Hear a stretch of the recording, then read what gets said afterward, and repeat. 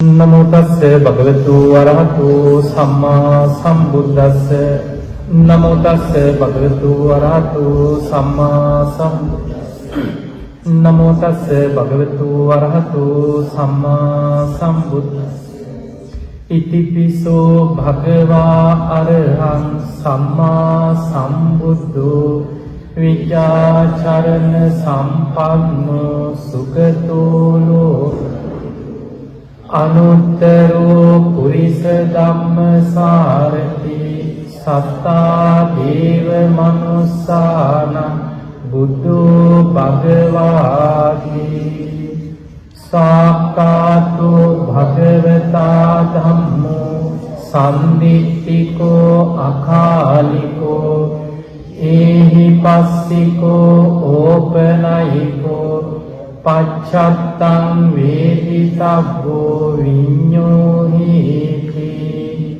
සුපටිපන්නෝ භගවතු ශාවක සංඝෝ උජුපටිපන්නෝ භගවතු ඥායපටිපන්නෝ භගවතු ශාවක සංඝෝ සාමීචි පටිපන්නෝ භගවතු ශාවක සංඝෝ යදිදං චත්තාරි පුරිස යුගා අට්ඨ පුරිස පුග්ගලා ඒස භගවතු ශාවක සංඝෝ ආහුනේයෝ පාහුනේයෝ දක්ඛිනේයෝ අංජලි කරණේයෝ අනුත්තරං පුඤ්ඤක්ඛෙත්තං ලෝකස්සාති වන්දාමි චේතියං සබ්බං සබ්බකාමේ සුපටිච්චිතං සාරීරික ධාතු මහා බෝධි බුද්ධ රූපං සකලං යස්ස මූලේ නිසින්නෝව සබ්භාරි විජයන්නකා පත්තෝ සබ්බං යුතං සත් වන්දේතං බෝධිපාදකං ඉමේ ඒතේ මහා බෝධි ලෝකනාතේන පූජිතා අහං පිතේ නමස්සාමි බෝධිරාජා නමස්තුතේ ගණසාරක්ක දික්ඛේන දීපේන සමදං තිලෝක දීපං සම්බුද්ධං පූජයාමි තමෝනුදං සුගන්ධිකාය වදනං අනන්ත ගුණගන්ධිනා සුගන්ධිනාහං ගන්ධේන පූජයාමි තමෝනුදං වන්නගන්ධ ගුණෝපේතං ඒතං කුසුම සම්පසින් පූජයාමි මුනින්දස්ස සිරිපාද සරෝත්ති පූජේමි බුද්ධං කුසුමේන නේන පුඤ්ඤේන මේතේන චෝතු මුඛං උපම්මිලායාති අත්ථායි ධම්මේ කායෝ තථායාති විනාශ භාවං අදිවාසේතු නොබන්තේ පානීයං පරිකප්පිතං අනුකම්පං උපාදාය පතිගන්හාතු මුත්තම අදිවාසේතු නොබන්තේ ගිලාන පච්චයං හිමං අනුකම්පං උපාදාය පතිගන්හාතු මුත්තම අදිවාසේතු නොභන්තේ සබ්බං සද්ධාය පූජිතං අනුකම්පං උපාදාය පතිගන්හාතු මුත්තම කායේන වාචා චිත්තේන පමාදේන මයා කතං අච්චයං සමමේ බන්තේ භූරි පඤ්ඤ තථාගත කායේන වාචා චිත්තේන පමාදේන මයා කතං අච්චයං සමමේ ධම්ම සම්දිත්තික අකාලික කායේන වාචා චිත්තේන පමාදේන මයා කතං අච්චයං කමමේ සංඝ සුපටිපන්න අනුත්තර ඉමිනා පුඤ්ඤ කම්මේන මාමේ භාල සමාගමු සතං සමාගමු හෝතු යාව නිබ්බාන පත්තියා සතු සතු.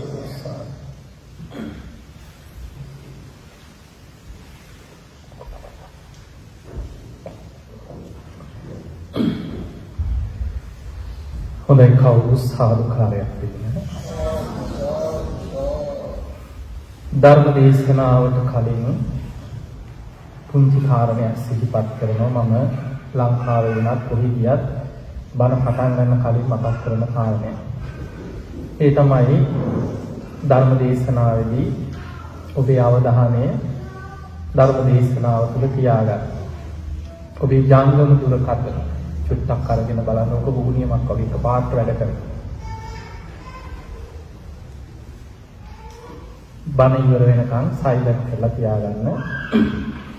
ඊළඟට පුංචි දරුවෝ ඒ අයට තේරෙන්නේ නැහැ නේ. ඉතින් බණ යනකොට කෑ ගහනවා, දඟලනවා. ධර්ම දේශනාව පොඩි අයට නෙවෙයි වැඩිහිටියන් නිසා ඒ අයට අවධානයක් නැහැ. ඒ නිසා ඒ පොඩි දරුවෝ දඟලනවා, කෑ ගහනවා. ඔබේ පුංචි දරුවෝ තව කෙනෙකුට දේශනාවට බාධාවක් වෙන විදිහට තියාගන්න එපා. පොඩි අය ගැන අවධානයෙන් ඉන්න. ඔන්න ඒ කරුණු ටික ධර්ම දේශනාවට කලින් සිහිපත් කරගන්න. හොඳයි නේද? සාදුකාරයක් දෙන්න. සමන්ත චක්කවාලේසු අත්‍රා ගච්ඡන්තු දේවතා සද්ධම්මං මුනි රාජස්ස සුනන්තු සග්ග මොක්ඛදං ධම්ම ශ්‍රවණ කාලෝ අයං බදන්තා ධම්ම ශ්‍රවණ කාලෝ අයං බදන්තා ධම්ම ශ්‍රවණ කාලෝ අයං බදන්තා. නමෝ තස්ස භගවතු වරහතෝ සම්මා සම්බුද්දස්ස නමෝ තස්ස භගවතු වරහතෝ සම්මා සම්බුද්දස්ස නමෝ තස්ස භගවතු වරහතෝ සම්මා සම්බුද්දස්ස. සත්‍ය වාසනාවන්ත පින්වතුනි, ඔබ හැම දිනම ටස්මේනියා මේ ප්‍රදේශයේ අද මේ වෙසක් පුන් පොහොය නිමිති කරගෙන බොහෝ පිරිසක් එකතු වෙලා මේ ධර්මානුශාසනාවට සම්බන්ධ වෙන්නේ. මීට කලිනුත් ගිය අවුරුදු වල වගේ අවස්ථා දෙකකදී මට ආරාධනා කරලා තිබුණා. නමුත් වසංගතයත් එක්ක ඇතිවෙච්ච හදිසි තත්ත්වයන් මත දෙපාරක්ම ධර්ම දේශනා කැන්සල් කරන්න වුණා. ඉතින් අද දවසේ වෙසක් පොය, වෙසක් මාසය, වෙසක් සතිය එළඹෙන ඉරිදා දවසේ වෙසක් පුන් පොහොය ඒ නිමිති කරගෙනයි අද මේ ධර්මානුශාසනාව සංවිධානය කරන්නට යෙදුනේ. පින්වතුනි, බණ අහද්දී මෙන්න මේ කරුණු පහ මුලින්ම මතක තියාගන්න. පළවෙනි එක තමයි අප්‍රමාණ ආසාවකින් බණ අහන්නට ඕන. ඒකට ධර්මී කියනවා සුසුසති. බණ ඇසීමේ ආසාවක් තියෙනවා. ඕනම දෙයක් එහෙමනේ. ඉගෙන ගන්න ගියත්, රස්සාවක් කරන්න ගියත්, ඒකට කැමැත්තක් ආසාවක් නැත්නම් ඒක අපිට මානසික පීඩනයක්ද නැද්ද? ඒ නිසා මේ කවුරුත් බලෙන් ඇවිල්ලා බණ අහන්න බලෙන් ගෙනල්ලා වාඩි කරේවනම් ඒ ඉන්නේ පීඩනයේ. දැන් ඔබ ආවේ සද්ධාවෙන් සතුටින්. බොහොම ආසාවෙන්. ඒ නිසා බණ පදයක් අහනකොට මම කිව්වත් මේ අහන්නේ බුදු කෙනෙක් ලෝකෙට දේශනා කරපු ඒ ධර්ම කාරණා තමයි අපි මේ විස්තර කරලා ඔබට කියලා දෙන්නේ. ඒ නිසා පළවෙනිම දේ තමයි බණ ඇසීමේ අප්‍රමාණ ආසාවක් හිතේ තියෙන්න ඕන. දෙවනි කාරණේ සෝතං ඕදහං. හොඳට කන් යොමු කරගෙන මුළු දේශනාව තුලම හිත පිහිටවන්න දක්ෂ වෙන්න. ඒක ලේසි දෙයක් නෙමෙයි. දේශනාව ගැනම අවධානය තියාගන්නවා කියන්නේ අපේ හිතේ ස්වභාවය තමයි දුරංගමං ඒකචර. හිත දුවනවා. දුර ඈත ගමන් තියෙනවා. මේ බණ අහනකොට කිසි වැඩකට නැති දේවල් අතීත දේවල් මතක් වෙනවා. තනියෙන් hina යන්න පුළුවන්. පරණ සිද්ධි මතක් වෙනවා. ලංකාවට හිත යනවා. මොකක් වෙයිද? ගෙවල් වල ප්‍රශ්න මතක් වෙනවා. හිත නොයෙක් අරමුණු ඔස්සේ දුවනවා. එතකොට එහෙම දුවන හිතක් ධර්ම දේශනාවක් තුල තියාගන්නවා කියන්නේ ලේසි දෙයක් නෙමෙයි. එහෙම හිත තියාගන්න දක්ෂ වුණොත් දැන් මේ මම කියන කාරණේ පුංචි වගේ තේරුණාට ඒකේ ප්‍රතිඵලය අපිට හිතා ගන්නවත් බැරි තරම් ඒකනේ බණ අහද්දි ධර්මය අවබෝධ වෙනවා. බුද්ධ දේශනාවේ තියෙනවා හොඳට ධර්ම දේශනාවක හිත පිහිටවාගෙන බණ අහනකොට පංච නීවරණ යටපත් වෙනවා බණ අහද්දි. එතන ඉඳන් බොජ්ජංග 7ක් වැඩෙනවා. ධර්ම දේශනාවෙම හිත පිහිටවාගෙන බණ අහනකොට ඒ තමයි සති සම්බොජ්ජංග. සිහිය වැඩෙනවා. අවබෝධයේ අංගයක් හැටියට සිහිය වැඩෙනවා.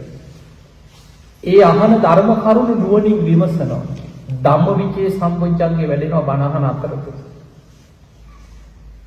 වීරියක් ඇති වෙනවා මම කොහොම හරි මේ ධර්මය අවබෝධ කරගන්නවා කියලා හිත විසිරෙන්න ඉඩ නොදී වීරියෙන් බණ අහනවා. වීරිය සම්බොජ්ජංගේ වැඩෙනවා. හිත තුළ නිරාමිස සතුටක් උපදිනවා බණ අහනකොට. ප්‍රීති සම්බොජ්ජං. සමහර අයගේ කය සැහැල්ලු වෙලා ඒ දේශනාව තුළ ලොකු සැපයක් දැනෙනවා. පස්සද්ධි සම්බොජ්ජං. ඊළඟට හිත එකඟ වෙනවා. සමාධිය වැඩෙනවා. බණ අහනකොට සමාධි සම්බොජ්ජං. උපේක්ඛා. මේ විදිහට බණක් අහනකොට බොජ්ජංග ධර්ම 7ක් වැඩෙනවා කියන්නේ. එහෙම බණ අහන්න නම් මුළු දේශනාවෙම හිත පිහිටවා ගන්න දක්ෂ වෙන්න. බාහිර දේවල් වලට හිත යන්න දෙන්න එපා. ඒ නිසා තමයි බණ පටන් ගන්නකොටම ඔබට අවධානය ගැන මතක් වෙනවා. තුන්වෙනි කාරණය හිතේ අදිෂ්ඨානයක් තියාගන්න. අද නෙමෙයි ඔබ කවද බණ ඇහුවා. බණ අහන්න පටන් ගන්නකොටම හිතට අදිෂ්ඨානයක් ගන්න. අඤ්ඤා චිත්තං උපට්ඨපේ. මං කොහොම හරි මේ ධර්මයේ තේරුම් ගන්න. මේ ධර්ම කරුණු මං අවබෝධ කරගන්නවා. මගේ ජීවිතයට ගලප ගන්නවා. කොහොම හරි මම මේකෙන් ගැලවෙන්න පාරක් හොයාගන්නවා. අන්නේ අදිෂ්ඨානෙ තියෙනවා. එතකොට බණ අහනකොට පළවෙනි එක බණ ඇසීමේ ආසාව. දෙවෙනි කාරණේ හොඳ අවධානයෙන් බණ අහන එක. තුන්වෙනි කාරණේ අදිෂ්ඨානය. මම කොහොම හරි තේරුම් ගන්න අවබෝධ කරගන්නවා. හතරවෙනි එක අත්හං ගන්නහාති. අර්ථ ග්‍රහණය කරගන්නවා. දැන් ඔබට මම පැයක් හරි එක දිගට බණක් කියද්දි මුළු බණම මතක හිටිනවද?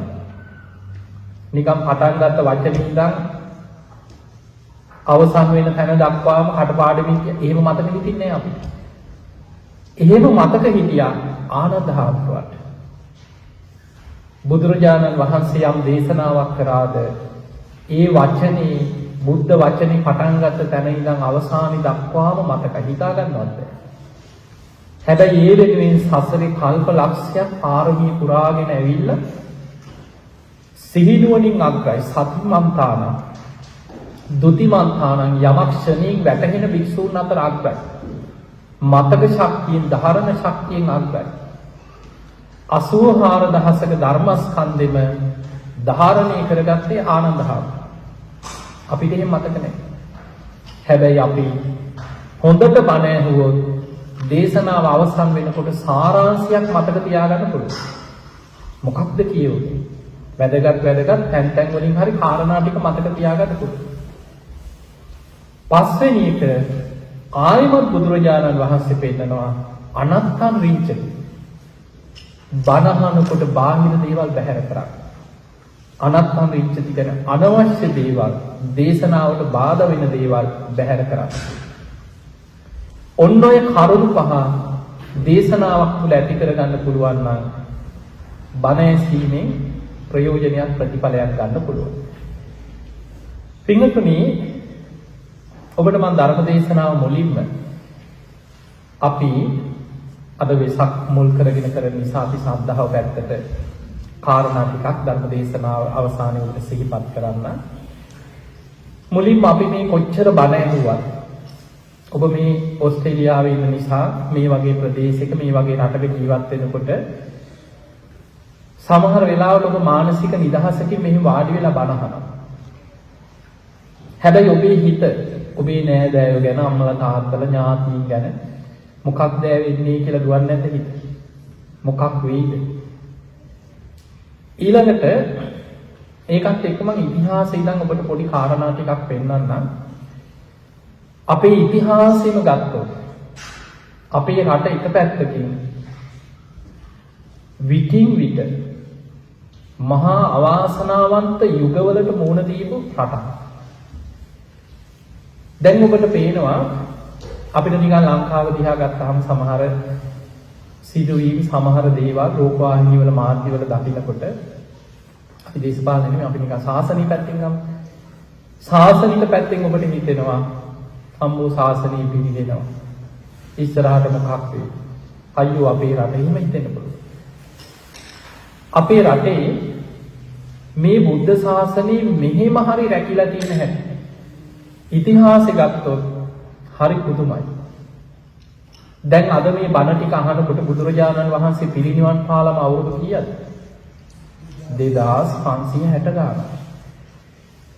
අපේ රටේ බුද්ධ ශාසනය ගැන හිත මිහිඳු මහරහතන් වහන්සේ වැඩම කළ බුද්ධ ශාසනය පිහිටියට පස්සේ මේ වෙනකන් නිකන් එක දිගට කලාගෙන ආපු ශාසනයක් නෙමෙයි. ඔබ අහලා ඇති බැමිණි පියාසාය ගැන අහලා තියෙනවා.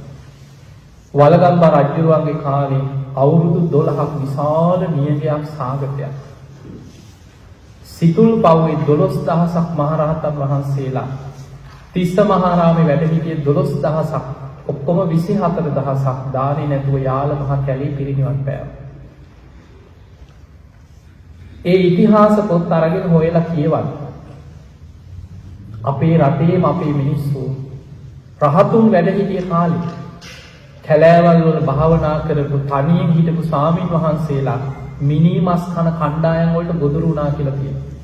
ඒ කියන්නේ හාමුදුරුවෝ මරාගෙන කාලා තියෙන මිනිස්සු ලංකාවේ. අපේ ඉතිහාසය බලන්න. ඒ සිදුවීම් ගොඩ තියෙනවා. එතකොට මිනිස්සුන්ට කන්න නැති වෙනකොට මිනිස්සු දරුණු වෙනවා. මිනිස්සුන්ට ආගමිකකම් එනකොට, ආහාර පාන ගෙවල් වල ප්‍රශ්න එනකොට මිනිස්සුන්ගේ ගුණධර්ම සමහර වෙලාවට මානසිකත්ව විකෘති කියලා මිනිස්සු දරුණු වෙනවා. ඒ වගේ හරි පුදුම සිදුවීම් ගොඩක් තියෙන අපේ ඉතිහාස පොත්වල. ඊළඟට මේ රහතන් වහන්සේලා වැඩ සිටි යුගයේ ඊළඟට ඔබ දැන් බලන්න රුවන්වැලි මහා සෑය අද ලෝකේ ගත්තාම තුන් ලෝකෙම වැඩිම ධාතුන් වහන්සේලා වැඩ ඉන්න පූජනීය මහා සෑය. අපි කවුරුත් දන්නවා ඕනතරම් රුවන්වැලි සෑය ගැන බණ අහලා. ඔබ ඉන්ටර්නෙට් එකට ගිහිල්ලා රුවන්වැලි සෑය කියලා හොයලා බලන්න. 1864 ආයි රුවන්වැලි සෑය හොයාගන්න. අවුරුදු 200ක් මහ කැලේකින් වැහිලා පස්කන්දක් වගේ. අපේ රටේම මිනිස්සුන්ට පූජනීය මහා සෑය අමතක වුණ අවුරුදු 200ක්. රුවන්වැලි සෑය, ජයශ්‍රී මහ බෝධිය, අටමස්ථාන මහ කැලේකින් වැහිලා ගියා. කවුරුත් වඳින්න පුදන්න නැති. අනුරාධපුර පූජා භූමිය ඔක්කොම කැලෑ වෙලා ගියා.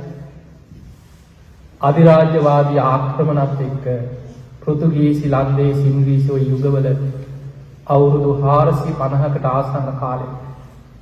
ඔබ අහලා ඇති කාලිංග මාග චන්ද්‍රබහන් 24000ක හමුදාවක් එක්ක කැලණි විහාරෙ ගිනි තියලා එතනින් පටන් ගත්තා. කෙළවරක ඉඳන් වෙහෙර විහාර ගිනි තිය හාමුදුරු මරණින් අනුරාධපුරයට ගිහිල්ලා බෞද්ධයෝ හොය අතපය කැපුවා කියන සමහරු මැරුවා. මිනිස්සු ඒ නගර අතහැරලා මුහුදුබඩ පළාත්වලට ගියා. පූජනීය සිද්ධාස්ථාන අපේ රටේ සම්පූර්ණ කැලෑ වෙලා ගියා. එහෙම තිබිලා ශාසනය ආයි මතුණා. ඔබ අහලා තියෙනවද රාජසිංහ රජු, සීතාවක රාජසිංහ රජු හින්දු ආගම වැළඳගෙන භික්ෂුන් වහන්සේලා මරන්න අණ කරා. සිවුරක් දාගෙන හිටියොත් කපලා කොටලා මරන්න රාජ අනදු. පන්සල් ගිනි තිබ්බා, වෙහෙර විහාර ගිනි තිබ්බා. හාමුදුරුවෝ කප කොටලා මැරුවා. ලංකාවේ හිටපු භික්ෂුන් වහන්සේලා අතරින් ගොඩාක් මැරුම් කෑවා. සමහරු සිවුරු වැළුවා බයද. ඒ කාලේ ඔබ අහලා ඇති ගණින්නාන්සලා බිබියක් බිහි වුණා කියලා. ඒ කියන්නේ එක භික්ෂුවක් නෑ රටේ. සමහරු නිකන් ලකුණක් හැටියට කාට හරි පේන අපේ පොඩි සිවුරු පටියක් බැඳගෙන හිටියා කියලා. කුඹුරු වතු පිටි කරගෙන හැබැයි ත්‍රිපිටක පොත් ඒ කාලේදී මේ පුස්කොළ පොත්. සමහරු ඒව අරගෙන ගිහිල්ලා ගස් වෙන වලට තියලා මැටි ගහලා හැංගුවා කියලා. රජුරු අණ කරා ඔය පොත්පත් ඔක්කොම හොයලා ගිනි තියලා. එතකොට ඉතිහාසයක තැනක මට අහුවෙලා තියෙනවා මේ රාජසිංහ රජුගේ කාලේ එක ගම්මානයක පිරිසක් වෙසක් කාලේ දැන් හොරෙන් සිල් සමාදන් වෙනවා. මේක ආරංචි වෙලා ගමේම මිනිස්සු කපලා කොටලා මැරුවා කියලා. එතකොට එහෙම යුග තිබිලා තියෙනවා. එහෙම යුග තිබිලා අවසානයේ ආයමත් හොඳ රජෙක් ආවට පස්සේ දැන් අවුරුදු ගානක් සිවුරක් නැතුව කුඹුරු වැටි වතු පිටි කරගෙන ජීවත් වෙලා. ඊට පස්සේ ඔන්න හාමුදුරුවෝ ආයේ හාමුදුරු නෙමෙයි දැන් ගිහියෝ එතකොට. ඒ ටික දෙනා එකතු වෙලා කතා කරගත්තා. දැන් අලුතෙන් රෙදි හොයාගෙන පඳු ගහලා සිවුරු හදාගෙන කණියෙන් සිවුරු පොරවගත්තා. එහෙම මහානකම් හම්බෙනවද? නැහැ. දැන් මහානකමක් උපසම්පදාවක් ඕනේ. ඒ කාලේ මේ දියුණු තාක්ෂණයක් නැහැ. පාරු හදාගෙන රුවල් බෝට්ටු හදාගෙන ස්වාමීන් වහන්සේලා කණ්ඩායම් හැදිලා උපසම්පදාව ගේන්න පිටත් වුණා. සමහරු හුලගේ එහෙම ගිහිල්ලා හුලන් දිසාවල් එක්ක ගිහිල්ලා තායිලන්තේ සියම් දේශේ කියන ඔන්න ප්‍රදේශයට ගොඩ බැස්සා. එහි හාමුදුරුවන්ට කාරණා කියලා එහෙන් උපසම්පදා වෙලා ආවා. ඒ තමයි සියම් නිකාය හැදුනේ එහෙමයි. බුරුමේ තියෙන අතට රාමඤ්ඤ දේශේ. ඒ පැත්තට ගිය හාමුදුරුවෝ එහෙන් උපසම්පදා වෙලා ආයා. එහෙම තමයි රාමඤ්ඤ නිකාය හැදුනේ. අමරපුර කියලා අදටත්. එතකොට ඔය වෙනම නිකාය ගොඩක් හැදුනේ එහෙම. එහෙම උපසම්පදා වෙන්න ගිය ගොඩාක් හාමුදුරුවෝ බෝට්ටු පෙරලිලා මගදී බොහෝ පිරිසක් අපවත් වුණා. එතකොට හිතන්න මොනතරම් කැපකිරීමක් කරලාද අර නැත්තට නැති වෙච්ච ශාසනය ආයිමත් යම්තම් හරි ගොඩගත්තේ කියලා. එතකොට ඔය වගේ ගොඩ අරගෙන අර තැන් වල තිබ්බ පුස්කොළ පොත් හංගලා තිබ්බේව ආයි හොයාගෙන එකතු කරලා ආයි පොත්පත් ටික හදාගෙන ඔන්න ත්‍රිපිටකයේ ධර්ම ග්‍රන්ථ ටික හදාගත්තා.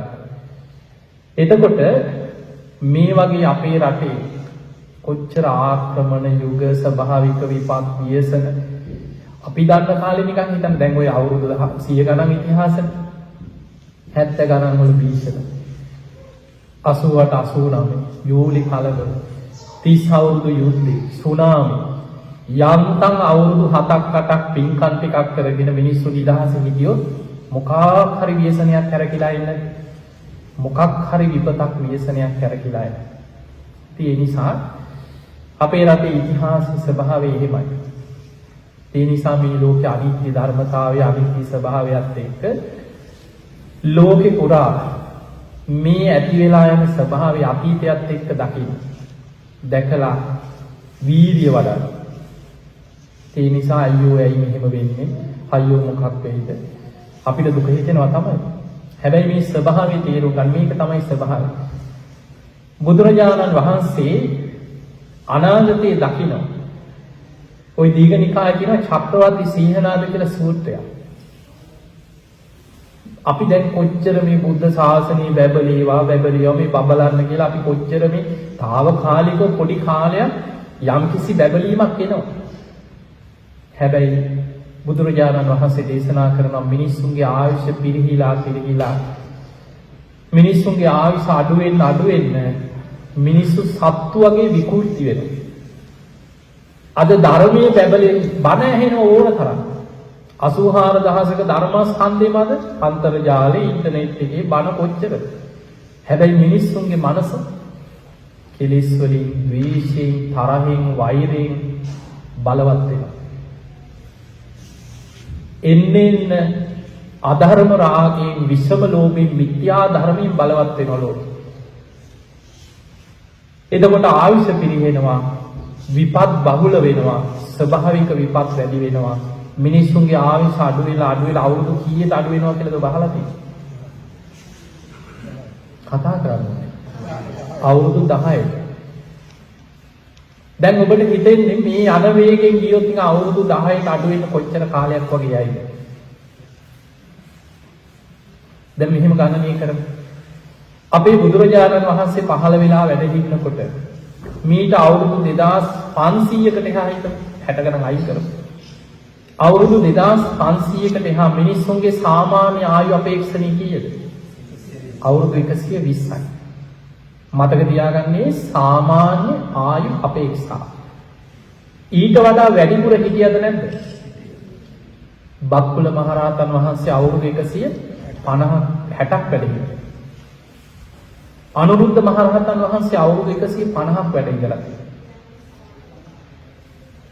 ගිහි ජීවිතේ ගත කරපු දරුවෝ 20 දෙනෙක්ගේ අම්මා කෙනෙක් වෙච්ච විසාකාව අවුරුදු 120ක් ජීවත් වුණා. එතකොට ආනන්ද හාමුදුරුවෝ මහා කාශ්‍යප මහරහතන් වහන්සේ අවුරුදු 120ක් වැඩ හිටියා. එතකොට ඒ කාලේ සාමාන්‍ය ආයුෂ 120යි. ඊට වඩා වැඩිපුර හිටපු අය ගැනක් තියෙනවා. දැන් අද අවුරුදු 2500කට පස්සේ අද ඔබ මම මේ බණහන මේ ජීවත් වෙන කාලේ අපේ ආයුෂ දැන් කීයක් විතරද සාමාන්‍ය? අවුරුදු 70 84 නෙමෙයි.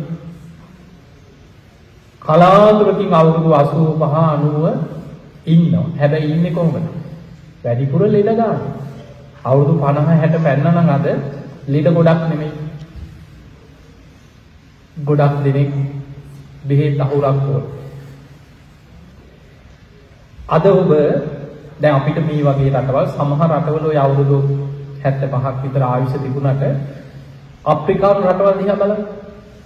සමහර රටවල ආයු අපේක්ෂාව අවුරුදු 45යි 50යි. ලෝකේ සාමාන්‍යයක් අපේ හිතමු අද වෙනකොට 70යි කියලා හිතන්න. එතකොට අවුරුදු 2500ක් වෙනකොට මිනිස්සුන්ගේ ආයුෂ 120 ඉඳන් 70ට අඩු වෙනවා. අවුරුදු කීයකින් අඩු වෙලාද? අවුරුදු 50කින් අඩු වෙනවා. තව අවුරුදු 2500ක් අනාගතයට මේ වේගෙම අඩු වෙගෙන ගියොත් බුදුරජාණන් වහන්සේ පිරිනිවන් පාලා අවුරුදු 5000ක් වෙනකොට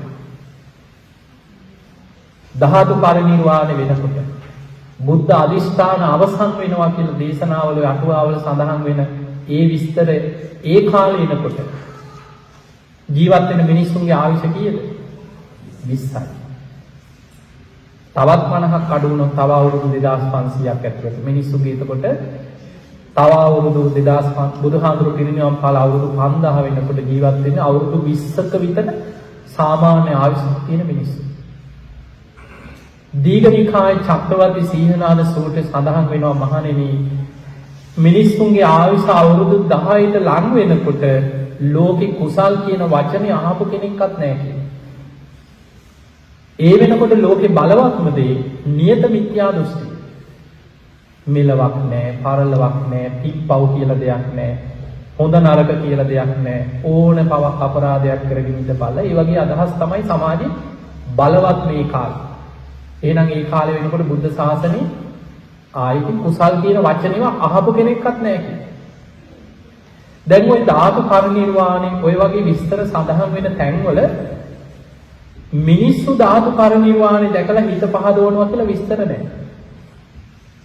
ඒ කියන්නේ ඒ වෙනකොට සත්තු වගේ මිනිස්සු හිටියක් ඉන්නේ. හිත පහදවන මේ බුදුන් වහන්සේ ධාතු වහන්සේ ඒම මිනිස්සු නෙමෙයි ඉන්නේ.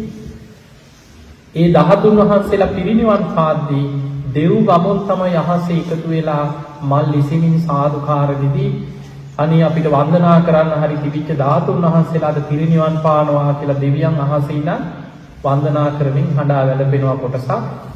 සමහරු හිත පහදවා ගන්නවා. ඒ විස්තරවල දෙවිවරුන් ගැන තමයි කියන්නේ. එතකොට අපිට පේනවා පරම්පරාවෙන් පරම්පරාව අපි මේ අනාගතේ කියලා යන්නේ පිරිහීමක් පැත්තට. ඒ නිසා පින්වතුනි අපිට මේ විද්‍යාව දියුණුවයි තාක්ෂණීය දියුණුවයි මේවා යම්කිසි මට්ටමකට පේනවා. හැබැයි ඔබට තේරෙන්නේ නැද්ද මෙහෙම දෙයක්? දැන් ඔබ හිතන්න බුදුහාමුදුරන්ගේ කාලේ විසාකාව වුණේ ඔබේ ආච්චිලා සීයලා ගැන හිතන්න පරම්පරා දෙකක් එහාට හිතන්න. ඉස්සර පවුලක ළමයි 8ක් 10ක් හිටියද නැද්ද? ඔබේ ආච්චිලා සීයලා ඒ කාලවල ආච්චම්මලගේ දිහා හිතන්න ගෙවල් වල දරුවෝ හම්බුනේ. මේ වගේ තාක්ෂණයක් තිබ්බද? මොනවත් නැහැ. ළමයි 8ක් 10ක් හදලා ඒ අම්මලා අවුරුදු 90ක් 85ක් 90ක් ජීවත් වුණා. ගෙවල් වල වැඩ ටික ඔක්කොම තනියෙන් කරා. කාල් ටික කොටා ගන්න ඔක්කොම ගෙදර වැඩ තනියෙන් කරගන්න. අද වෙනකොට බලන්න පරම්පරා දෙකක් එනකොට අද අපේ කාය ශක්තිය පිරිහිලා වගේ තේරෙන්නේ නැද්ද? අද එක දරුවෙක් දෙන්නෙක් හම්බ වෙනකොට එක්ක කොන්දේ අමාරු. ඉනෙන් පල්ලෙහා පණ නැහැ. ලෙඩ ගොඩක්. නිතර වෛද්‍යවරු හම්බ වෙන්න ඕන. අද ස්වභාවිකව දරුවෙක් උපද්දව ගන්න අමාරුයි. එතකොට පේනවා අපේ කාය ශක්තිය වේගෙන් මේ මොන විද්‍යාව තාක්ෂණී බෙහෙත් වර්ග ඔපරේෂන් මේවා අපිට ලෝකේ තාක්ෂණී දියුණුවයි වගේ පෙවුනට අපේ කාය ශක්තිය පිරිහිලා ආයුෂ පිරිහිලා වේගෙන් ලෙඩ රෝග වලට අපි ගොදුරු වේගෙන යනවා. එක ලෙඩකට බෙහෙතක් හොයා ගන්නකොට අලුත් ලෙඩ වර්ග ගොඩාක් හිතා ගන්න බැරි නම් වලින් අලුතෙන් පහළ වෙනවා. ඒ නිසා අපි දවසින් දවස විපත කරා විනාශේ කරා ආයුෂ පිරිහෙමින් කෙලෙස් වැඩිමින් ලෝක යන්නේ විනාශ පැත්තට. ඒ නිසා පින්වතුනි හැබැයි එක පැත්තකින් ඔබ වාසනාවන්තයි. ඒ තමයි අද අපි මේ බණහන මේ කාලේ වෙනකොට කෝටි 700ක් විතර ලෝකේ ඊට වඩා ජනතාවක් ජීවත් වෙනවා. ඔය අතරේ බටහිර රටවල් මැද පෙරදිග ඔක්කොම අමතක කරමු. බෞද්ධ ගමින් තියෙන රටවල් දිහා හිතන්න. ජපානයේ, ටිබෙටයේ, ලාවෝසයේ, කාම්බෝජයේ, කොරියාව, චීනයේ සමහර බෞද්ධ කොටස්. හැබැයි බුදුරජාණන් වහන්සේගේ මේ ධර්මය බුද්ධ දේශනා පිරිසිදු ධර්මය ඒ ධර්මයේ කතා කරන පිරිස ඉතාම අඩුයි. සමහරු බෞද්ධ නාමයෙන් කොච්චර එක මතවාද එක දර්ශන එක මිත්‍යා ඇදහිලි වලට ගොදුරු වෙවි බෙදි යන. ඒ අතරේ අද අපිට බුදුරජාණන් වහන්සේගේ ධර්මය යම් බුද්ධ දේශනා ටිකක් හරි හොඳට අහන්න ලැබෙන කාලේ මීට අවුරුදු 20කට 25කට එහා ඔබේ අම්මලා සමාජ මිය පරලෝ ගිය ආච්චිලා සියලට මෙහිම අවස්ථාවක් නැහැ. ඉස්සර රජයේ ගුවන් විදුලියක පොයේ දවසක රැයකට විතරක් බණක් ගියා. බොහොම අමාරුයි පොයේ දවසකට බණ ඇහුවා. රේඩියෝ. අද එහෙම නෙමෙයි ඔබට කොච්චර බණ අහන්න අවස්ථාවක් තියෙනවා. ඒ නිසා ධර්මයේ තියෙනවා බණ අහන්න අවස්ථාවක් තියෙන ලෝකෙ කොහේ හිටියත් කල්යාණ මිත්‍ර සේවනයයි සද්ධර්ම ශ්‍රවණයයි ලැබිලා තියෙනවා. මේ ධර්මය අවබෝධ කරගන්න බුදුරජාණන් වහන්සේ වෙන සෝතාපට්ටි අංග 4ක්. කියන්නේ සෝවාන් වෙච්ච කෙනෙකුට නෙමෙයි. සෝවාන් වීම පිණිස උපකාර වෙන අංග 4ක් තියෙනවා. බාහිරින් අංග 2යි. ඒ තමයි කල්යාණ මිත්‍ර සේවනයයි සද්ධර්ම ශ්‍රවණයයි ලැබෙන්නේ. ඒක බාහිරින්. හැබැයි කොච්චර බණ ඇහුණත් කොච්චර කල්යාණ මිත්‍ර ඇසුරට ලැබුණා තමන් තුළ තියෙන්න ඕනේ කරුණු දෙකක්. ඒ තමයි යෝනිසෝ මනසිකාරය. මේ අහන ධර්මයට අනුකූල නුවණින් විමසීමේ හැකියාව. ඊළඟ එක තමයි ධම්මානුධම්ම ප්‍රතිපදාව. මේ ධර්මයට අනුකූලව ජීවත් වෙන්නේ. ඒක අපිට බලෙන් දෙන්න බෑ. බුදුරජාණන් වහන්සේම දේශනා කරනවා තුම්හේ කිච්ඡං ආතප්පා. මහණෙනි ඔබමයි මේක කරගන්න තියෙන්නේ. අක්ඛාතාරෝ තථාගත. බුදුරජාණන් වහන්සේලා කරන්නේ පාර පෙන්නනවා මඟ පෙන්නනවා විතරයි. දැන් අපිට කියලා දෙන්න පුළුවන්. මෙන්න කුසල් මෙන්න අකුසල් මෙන්න මේකයි මාර්ගය මේවා කරන්න එපා මේවා රැස් කරන්න. හැබැයි ඒ දේවල් තමන්ගේ ජීවිතය තුළ දියුණු කරගෙන මේ මාර්ගයේ යායුත්තේ කවුද? තමන්ම. බලෙන් කියන්න බෑ. මතක තියාගන්න අපේ පවුලේ ඔක්කොම අරගෙන කොට යන්න පුළුවන්ද? බුදුරජාණන් වහන්සේගේ නෑදෑයෝ ගැන හිතන්න. සුප්‍රබුද්ධ රජු කවුද? මාමන්. පොළොව පලාගෙන අපාරේ. දේවදත්ත කියන්නේ කවුද? මස්සිනා නෑදෑයෝ. යසෝදරාවගේ පැත්තෙන් හිතන්නකො. තමන්ගේ තාත්තනේ පොඩි කාලේ ඉඳන් දුවේ කියලා වඩාගෙන ඉන්නේ. යසෝදරාවගේ පැත්තෙන් හිතුවොත් තමන්ගේ ස්වාමියා වෙච්ච කෙනා ගිහි ජීවිතය අතහැරලා ගිහිල්ලා ලෝතුරා බුදු කෙනෙක් බවට පත් වෙනවා. තමන්ගේ කුසෙන් බිහි කරපු දරුවා ශික්ෂාකාමී භික්ෂුන් වහන්සේලා අතර අග්‍රස්ථානෙ ලැබුවා. රාහුල මහරහතන් වහන්සේ. හැබැයි තමන්ගේම තාත්තයි සහෝදරයයි පොළොව පලාගෙන අපායට වැටුනේ නැද්ද?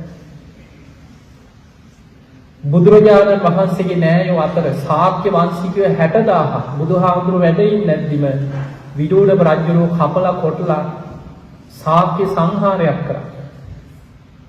ශාක්‍ය වංශෙම ලේවිලක් වුණා. බුදුහාමුදුරන්ගේ නෑයෝ ටික. ඒ නිසා බුදුරජාණන් වහන්සේ අපේ පවුලේ 10 දෙනෙක් කියන්නේ 10 ආකාරයකට යන සංසාර ගමන. කෙනෙක් ගබ්බමීකේ උප්පජ්ජත් කෙනෙක් පින් කරගත්ත කෙනෙක් සමාලාට මව කුසකට එනවා. මරණින් මත්තේ. නිරයම් පාප කම්මිනෝ. අපේ පවුලේම අකුසල් කරගත්ත අය අපාය වලට වැටෙනවා. සග්ගං සුගතිනෝ යන්නේ. සද්ධා සීල සුත ත්‍යාග ප්‍රඥා වඩාගෙන හොඳට පින් කරගත්ත කෙනෙක් මරණ මංචකයේ පින බලවත් කරගත්තයි සුගතිය යනවා. පරිනිබ්බන්ති අනාසවං රහතන් වහන්සේලා සසර ගමන අවසන් කළ පිරිනිවන් පාන. ඕක තමයි ගමන. පවුලේ 10 දෙනෙක් කියන්නේ 10 ආකාරයකට යන ගමන. අපේ අම්මා තාත්තා සහෝදරයෝ නෑයෝ ආයෙමත් ওই විදිහටම හම්බෙනව නෙමෙයි. ඒ නිසා අපිට යුතුයකම් තියෙනවා තමයි. හැබැයි තමන් තනිව කරගත යුතු දෙයක්. මේ මනුස්ස ලෝකෙට ආවට පස්සේ අපිට බැඳීම් ඇති වෙනවා. මේ මගේ අම්මා තාත්තා සහෝදරයා ඔබ විවාහ වුණා නම් ඔබට ස්වාමියා බිරිඳ දරුවෝ යුතුයකම් තියෙනවා. හැබැයි මේ සංසාර ගමන යන්නේ ඔබ තනියම. මේ හුස්ම ටික ගියාට පස්සේ ඊට පස්සේ අපි මේ මගේ කියලා මොනවා බදාගෙන හිටියත් ආයෙව ලැබෙනවද? නෑ. දැන් අපි හිතමු නිකම්ම ඔබට තේරෙන උදාහරණයක් කියන්න. පවුල කවුරු හරි කෙනෙක් ඉන්නවා මුළු පවුලම ගොඩගත්ත කෙනෙක් කියලා හිතන් පවුලේ අයියා කියලා හිතමු. මම මේ උදාහරණයකට කියන්නේ. දැන් පවුලේ අයියා තමයි මුළු පවුලම ගොඩගන්නේ. හැමෝටම උදව් කරනවා. අපි හිතමු මේ අයියා මැරෙනවා. දැන් අයියා මැරුණාට පස්සේ අර අනිත් සහෝදරයන්ට පවුලේ අයට ලොකු දුකක් ඇති වෙනවද නැද්ද? අනේ අපේ අයියා අපි උගඩ ගත්තේ මේ අයියා. අනේ අපි ළඟම ආයෙ උපදින්න අයියා අපි ළඟටම ඉන්න. ඕවනේ කියන්නේ. දැන් අපි හිතමු අවුරුදු 4-5ක් යනකොට මෙන්න අයියා ඉපදිලා. පෙර ජීවිතේ කියන පොඩි එකෙක්. අපි හිතමු කවුරු හරි පොඩි ළමෙක් වඩාගෙන එනවා. විස්තර හොයාගෙන ගෙදර. අර පොඩි ළමයා හරියටම කියනවා කියන්නේ. පින්තූර පෙන්නනවා මේ මගේ අක්කා නම් යඳුන ගන්න. දැන් අපිට කිසිම සැකයක් නැහැ මේ ඉපදිලා ඉන්නේ අපේ අයියාමයි කියලා අපිට සැකයක් නැහැ කියලා හිතමු. දැන් ඔබ මොකද කරන්නේ? අනේ මේ අපේ අයියා නේද ඉපදිලා තියෙන්නේ අයියාගේ දේපොළ ටික අයියට දෙමු කියලා දෙනවද? මේ පොඩි එකාට කියලා දෙනවද? ආයි නෑ. ඕනනම් ඒකක් දීලා ඔළුව අත ගාලා ගිහින් එන්න කියලා පොඩි එකා ඉඹලා යවයි එච්චරයි. මතක තියාගන්න මැරිලා ඉපදිලා ආයි ආවත් ආයි ඒව හම්බෙන්නේ මේ ඉන්නකන් ඔබට තියෙන බැඳීම් හුස්ම ටික ගියාට පස්සේ එතනින් ඉවරයි. වෙන විදිහකට ආව දුම්මල ගහන්නේ පන්නන්නේ නෙමෙයි. වෙනවට ලංකාවට ඇත්තද බොරුද කියන ඒවා වෙනම දේවල්. බෝතා කරනවා, පැක් කරනවා, කොන්ක්‍රීට් දානවා, ඉතින් අපේ අම්මා තාත්තා කියලා නෑනේ. ඒක තමයි සංසාරේ හැටි. ඒ නිසා පින්වතුනි මේ ලැබිච්ච මනුස්ස ජීවිතය තුළ ඔබ ගැන හැම වෙලාවෙම හිතන්න. අපිට මේ ලෝකේ ප්‍රශ්න, එදිනෙදා ප්‍රශ්න, මහා ලොකු ප්‍රශ්න හැටියට පේනවා තමයි. හැබැයි ඔබට තියෙන ලොකු ප්‍රශ්නයක් තියෙනවා. දැන් මම මැරුණොත් කොහේ යයිද? මේ පෘථග්ජන ජීවිතයක් තුළ සතර අපායේ මහගෙදර කරගත්ත ගමනක් තුළ යනකොට අපි දන්නේ නැහැ මරණාසන්න මොහොත. දැන් අපි බණ අහනවා, පින් කරනවා, මම පින් කරලා තියෙනවා, අපි නම් සුගතිය කියලා හිතාගෙන ඉන්නවා. නමුත් අන්තිම වෙලාවේ කවුරු අපි ළඟ ඉඳීද? තරහක්, ද්වේෂයක්, කේන්තියක් හිතට බලවත් වෙයිද? මොන විදිහේ මරණයකට මුහුණ දෙන්න වෙයිද? ඒ වෙලාවට කරපු පිනක් කුසලයක් බලවත් කරගන්න පුළුවන් වෙයිද? අපිට හරියට තීරණය කරන්න පුළුවන්. දැන් මම ඔබට මිනිස්සු මැරෙන අවස්ථා නිකන් ඔබ හිතන්න සාමාන්‍ය ලෝකෙ වෙන දේවල් හිතන්න. කොච්චර බනහලා මොන තරම් පින්කම් කර ගුණධර්ම පුර හිටියා. ගින්නෙන් පිච්චිලා මිනිස්සු මැරෙනවනේ. මුළු ඇඟම ගිනි ගන්නකොට වාඩි වෙලා භාවනා කරන අය දැකලා තියෙනවද? ඈ? ගිනි තියාගත්ත මිනිස්සුත් හූ කී දුවනව නේද? ඒ වගේ වෙලාවක හිත කරපු පිනක් කුසලයක් සිහි කර ගන්නවා කියන එක ලේසිද? හිත විසිරෙනවා. ලේසි නෑ. හැබැයි මේ බුද්ධ ශාසනයේ හිතා ගන්න බැරි සිදුවීම් තියෙනවා. සාමාවතිය ඇතුළු 500ක් ගොඩනැගිල්ල පිටින්ම මාගන්දියා ගිනි තියලා මරවනවා. බලන්න මේ රජුරුවන්ගේ විසෝරුනේ මේ භික්ෂුණීන් වහන්සේලා නෙමෙයි. අන්තපුරේක හිටපු. ඒ කාලේ හරි හිත දියුණු පිරිස ඉඳලා තියෙනවා. සංසාර පිනත් එක්ක අර 500ම ගිනි ගන්න ගොඩනැගිල්ල ඇතුලේ හිත හදාගන්නවා. මුලින් බැලුවා පැන ගන්න අතක් නැහැ. හැම තැනම වහලා දොරවල් වහලා තව ටික වෙලාවකින් අපි ගින්නෙන් පිච්චිලා කර වෙලා යයි. ඒ වෙලාවේ සාමාවතිය අර අනිත් අයට කියනවා නැගණිවරුනි අපිට බේරෙන්න තියෙන බුදුරජාණන් වහන්සේගේ ධර්මයේ විතරයි. හිතට වෛරයක්, ද්වේෂයක් ඇති වෙන්න ඉඩ තියන්න එපා. අපිමයි පරදින්නේ. මෛත්‍රිය වඩන්න. දැන් බලන්න මෛත්‍රිය වඩන්න පුළුවන් වෙලාවද කියලානේ. අන්න බලන්න අමාරුම වෙලාවේ අපි බෑ කියලා හිතන දේමයි අල්ලගන්නේ. දැන් මේ නිකන් ස්වභාවික ගින්නක් නෙවෙයි මාගන්දියා ගිනි තිබ්බට පස්සේ ගිනි තිබ්බ කෙනාගෙන වෛර හිතක් එනවනේ. හැබැයි ඉන්න දුන්නේ නැහැ. මෛත්‍රිය බලවත් කරගෙන හිත රැකගත්තා. ගින්නෙන් පිච්චෙනකොට දැනෙන වේදනාව තුළ වේදනානුපස්සනාව වැඩුවා. ඔබ අහලා තියෙනවා සතර සතිපට්ඨාන තියෙනවා කායානුපස්සනාව, වේදනානුපස්සනාව, චිත්තානුපස්සනාව, ධම්මානුපස්සනාව. කයේ ස්පර්ශ වේදනාවක් දැනෙන්නේ කයයි පහසයි විඥානයයි නිසා. ඒ වේදනාව තුළ හිත පිහිටවලා අනිත්‍ය වශයෙන් වඩනවා. ගින්නෙන් පිච්චෙනකොට ඒ වේදනාව තුළ අනිත්‍ය මෙනෙහි කරනවා. 500ම ගොඩනැගිල්ලත් එක්කම පිච්චිලා කර වෙලා මැරුණා. බුදුරජාණන් වහන්සේ දේශනා කරනවා බුදු ඇසින් බලලා සාමාවතිය ඇතුළු 500ම සුද්ධාවාස බඹලව ඉපදුනා කියලා. ඒ යන්නේ අනාගාමී වෙච්ච අය විතරයි. එතකොට ඒවා මේ සම්බුද්ධ ශාසනය බුදුහාමුදුරන්ගේ කාලේ අද අපිට හිතන්නවත් බැරි හිත හදාගත්ත ධර්මයේ හිත පිහිටවපු චරිත. හැබැයි අපිට ප්‍රායෝගිකව අපේ මනස දිහා බලලා හිතන්න. සමහරවිට මේ කොච්චර බණ ඇහුවත් ශනිකව එන කෝපේනේ. හිතට කේන්ති ගියාම සමහර මැරෙනවා පේන්නේ නැහැ කියන්නේ නැද්ද? තරහ යනවා. ඊළඟට මිනිස්සු මැරෙනවා ගුටි කාලා මැරෙනවා. අනේ අපිට නම් එසේ නොවේවා කියලා අපි හිතුනේ. මුගලන් හාමුදුරුවන්ට ඒකා සංකේය කල්පලක්ෂයක් පාරමී පුරන 500ක් වට කරගෙන පොළොව වලින් ආයුධ වලින් පහර දුන්නා. සංසාරේ කර්ම කොයි විදිහට කරකෙයිද හිතන්න බෑ. අහ කියන්නේ ඒවා කරකිලා ඉන්නේ. ජීවිතේ දැන් බලන්න අපි දන්න ඉතිහාස තුළ කොච්චර තරුණියෝ කුටි කාලා පොළු පාරවල් කාලා මැරලා තියෙනවද? එතකොට ඒ වැලි වෙලාවක හිත හදා ගන්නවා ධර්මයේ හිත පිහිටවනවා කියන්නේ ලේසිද? නිකන් හිතන්න අමාරුයි.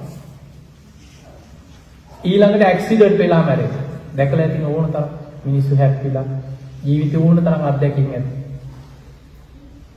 එතකොට වාහන හැප්පෙනවා, පාර පනින්න ගිහිල්ලා හැප්පෙනවා, මිනිස්සු ඇක්සිඩන්ට් වෙනවා. දැන් අපි හිතමු කවුරු හරි අපිට ගලප ගන්න බයයි වගේ නම් නිකන් කාව හරි ගලප ගන්න. ඇක්සිඩන්ට් එකක් වෙලා මැරෙනවා. ලේ දාගෙන ඉස්පිරිතාලෙ ගිහිල්ලා එහෙම ඔක්සිජන් දෙනවා, බට දානවා, කපුව තලනවා. ධර්මයේ සිහි කරන්න ලේසිද අමාරුද? අමාරුයි. කොච්චර බණ දැනගෙන හිටියත් මොනතරම් බණ අහලා තිබ්බත් ඒ වගේ වෙලාවක හිත පිහිටවනවා කියන්නේ ලේසි නෑ. ඒ නිසා මේ බණ වාඩි වෙලා බණ අහන එක ලේසි වුණාට ඒ ධර්මයේ ප්‍රායෝගිකව ගලප ගන්න ගියාම එතනදී පරදිනවා බොහෝ දෙනෙක්. අන්න ඒ නිසා මරණ මංචකයේ හිත පිහිටවනවා කියන්නේ ලේසි දෙයක් නෙමෙයි. දැන් මම ওই අනතුරු ටිකක් නේ කිව්වේ. ස්වභාවික මරණ නිකන් හිතන්න. ස්වභාවික කියලා අපි හිතුවට අපි නිකන් හිතමු හි ඇල්ල සමහරව හිතන්න. මම මෙහෙම කියවත් නිකන් වැරදිට හිතන්න එපා. නිකන් මැරෙන්න නිකන් කැමති කොයි වගේද? ඇල්ල කහාන්සි වෙලා. සමහරු නිින්දෙන්. පෞද්ගල සමහරු කැමති නිකන් හොඳ දරුවන්ගේ යුතුයකම් ඉෂ්ට කරලා හැමෝම වට කරගෙන නිකන් ගිහින් එන්නාන් කියලා වගේ යන්න තියෙනවා. ඒ වගේ හීන තියෙනවා අපිට. දැන් ඔන්න මගේ යුතුයකම් ඔක්කොම ඉෂ්ට කරා එහෙනම් ඕන් අපි යනවා කියලා එහෙම ඒක කවදාවත් සැබෑ වෙන්නේවද? හීනයක්. ඉස්පිරිතාලයකට ඇතුල් කරත් වෛද්‍යවරුත් ඇතිනේ මෙතන. ඉස්පිරිතාලවල වැඩ කරන අයත් ඇති. ලෙඩෙක් ගේනකොට පිරිත් පොත් එහෙම අරගෙන ලෑස්ති වෙනවා දොස්තරලා මිසීලා. පින් පොත් එහෙම කියවල. නහයෙන් බට දාන සමහරට. එහෙන් කටු ගහනවා, ඉන්ජෙක්ෂන් ගහනවා, පපුව තලනවා. ඔබ දැකලා තියෙනවද හાર્ට් මසාජ් කරනවා? පපුව තලන්නේ. සමහර වෙලාවට පණ ගියා නිකන් පණ ගිහිල්ලා හදවත නතර වෙලා පපුවට කරන්ට් එක අල්ලන උඩ විසි වෙලා ඇඟට වැටෙනවා.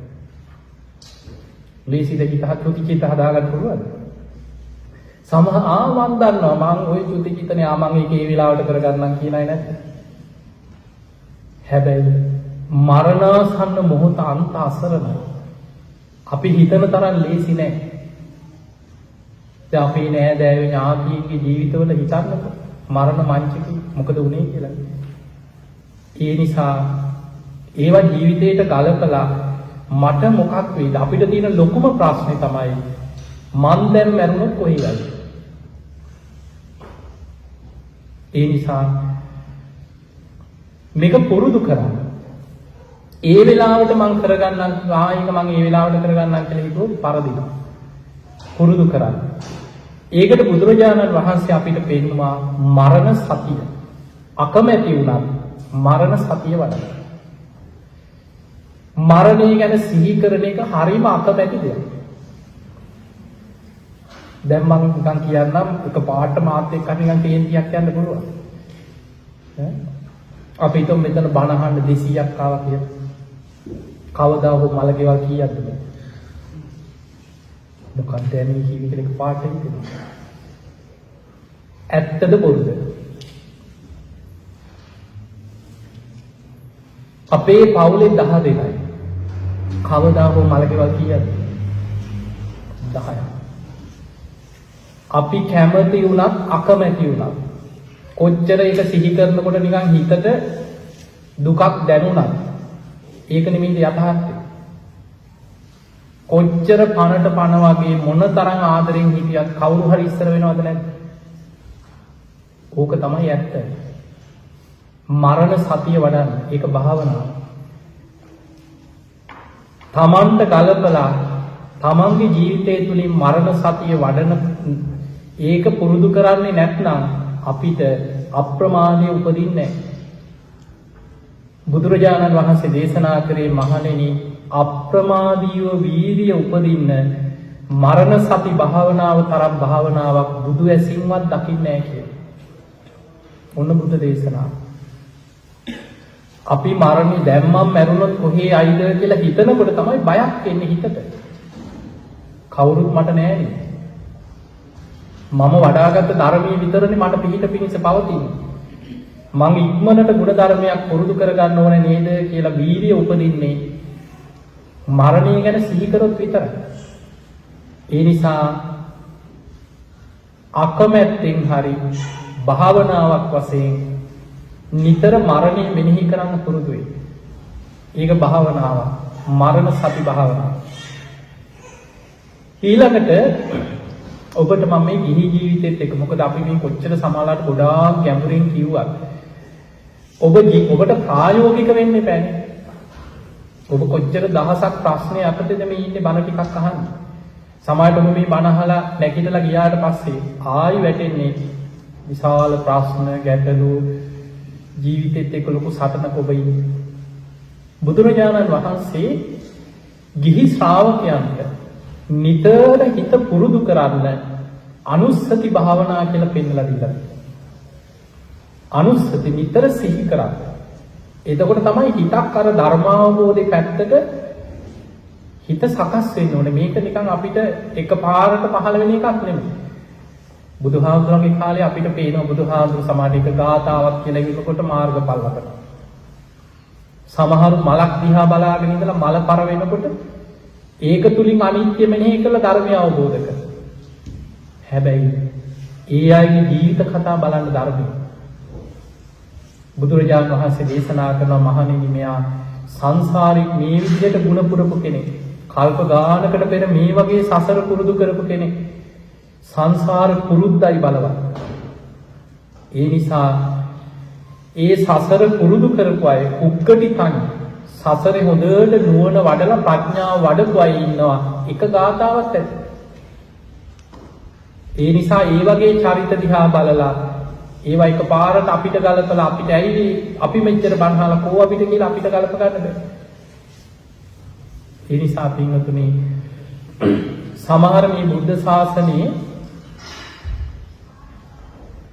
කල්ප ලක්ෂයක් පෙරම් පුරපු ආරම්භක වීර්ය ඇති භික්ෂුන් වහන්සේලා අතර අග්‍රස්ථාන ලැබුවේ සෝන හාමුදුරුවෝ. උන්වහන්සේ අවුරුදු 25ක් භාවනා කරා කියන සමාධි මාත්‍රයක්වත් නැති. බුදුහාමුදුරුවෝ ඉන්නේ නැති. අවුරුදු 25ක්. ඒ සෝන හාමුදුරුවෝ පුදුම වීර්යයක්. ඔබ අහලා ඇති සෝන හාමුදුරුවෝ කතාව. සක්මන් කරලා යටිපතුල් පැලුණා. අඩිය තියෙනකොට ලේ සක්මන. ඒත් උන්වහන්සේ වීර්යය අතහරින්නේ නැහැ. උන්වහන්සේට අඩිය තියන්න බෑ. හිතේ දැඩිකම කියන්නේ ධන ගහලා ධනිස් දෙකෙන් සක්මන් කරනවා. මැරුණත් නවත්තන්න මෙතන ඇදගෙන වැටුණත් වීර්යය අතහරින්නේ නැහැ කියලා අවුරුදු 25ක්. එතකොට බලන්න එක දවසක් මේ රහතුන් වැඩ හිටිය කාලේ එක ගාථාව අහලා රහත් වෙන අය හිටපු කාලේ 80 මහ ශ්‍රාවකයෝ අග්‍ර ශ්‍රාවකයෝ වැඩ ඉන්නේ නැති බුදුහාමුදුරුවෝ ඉන්නේ නැති සෝන හාමුදුරුවෝ අවුරුදු 25ක් භාවනා කරන සමාධි මාත්‍රයක්වත් නැහැ. අවුරුදු 25ක්ම වීර්ය වඩලා එක තැනකදී උන්වහන්සේට හිතුණා දැන් ඇති මට පින නැතුව ඇති. මං ගෙදර යනවා සිවුරු ඇල්ල යනවා කියලා හිතුවා. අන්නේ හිත එනකොටම බුදුරජාණන් වහන්සේ බුදු ඇසින් සෝනහාමුදුරුවෝ දිහා බලලා දික්කල අතක් හකුලනවා වගේ හකුලපු අතක් දිගහැරියා වගේ ඉරුදියේ ඒ සැනින් සෝනහාමුදුරුවෝ ඉස්සරහා බුදුහාමුදුරුවෝ පෙනී හිටියා. පෙනී ඉඳලා ඇහුවා සෝන වීර්ය අතහැරියා නේද? ඔව් ස්වාමීනි බලන්න කිව්වා මගේ මේ යටිපතුල. මේ සක්මන පුරා තියෙන මගේ ලේ කියලා. මං අවුරුදු 25ක් වීර්යය වැඩුවා මට සමාධියක්වත් බැරි වුණා. බුදුරජාණන් වහන්සේ වදාළ සෝන ඔබ පැවිදි වෙන්න කලින් ඔබ රාජකුමාරයෙක් නේද කියලා. එතකොට මේ සාමාන්‍ය කෙනෙක් නෙමෙයි. රාජ පවුලක රාජකීය උරුමයක් තිබ්බ රාජකුමාරයෙක්. ඔක්කොම අතහැරලා පැවිදි වෙලා මේ වීර්යය වැඩි. බුදුරජාණන් වහන්සේ අහනවා සෝන ඒ කාලේ ඔබ ගිහි කාලේ ආසා කරේ මොනවටද? ඔබ කැමති ඔබේ පුරුද්ද මොකක්ද? ස්වාමීනි මේ කාලේ මං ඉතින් විවේකයෙන් ඉන්නකොට සිතාර වාදනය කරන්න හරි දක්ෂයි කියලා. සිතාර දැකලා තිබෙනවා. බුදුරජාණන් වහන්සේ උපමාවට ගත්තා සෝන ඔබ සිතාර වාදනය කරනකොට ඒ සිතාරේ තත් ඕනෑමට වැඩිය තද කරොත් මිහිරි ස්වරයක් ගන්න පුළුවන්. බැහැ ස්වාමීනි. ඕනෑමට වඩා බුරුල් කරොත් ඔබට වාදනය කරන්න පුළුවන්. එහෙමත් බෑ. එහෙනම් ඔබ වාදනය කරේ කොහොමද? ස්වාමීනි ගොඩාක් හද කරන්නේත් නැතුව, ලිහිල් කරන්නේත් නැතුව අවශ්‍ය ප්‍රමාණයට සුසර කරා. බුදුරජාණන් වහන්සේ වදාළ සෝන ධර්මාවබෝධයට අවශ්‍ය වීරියත් ඔය වගේ. වීරිය වැඩි වෙනකොට හිත උද්දච්චයට යනවා. කලබල.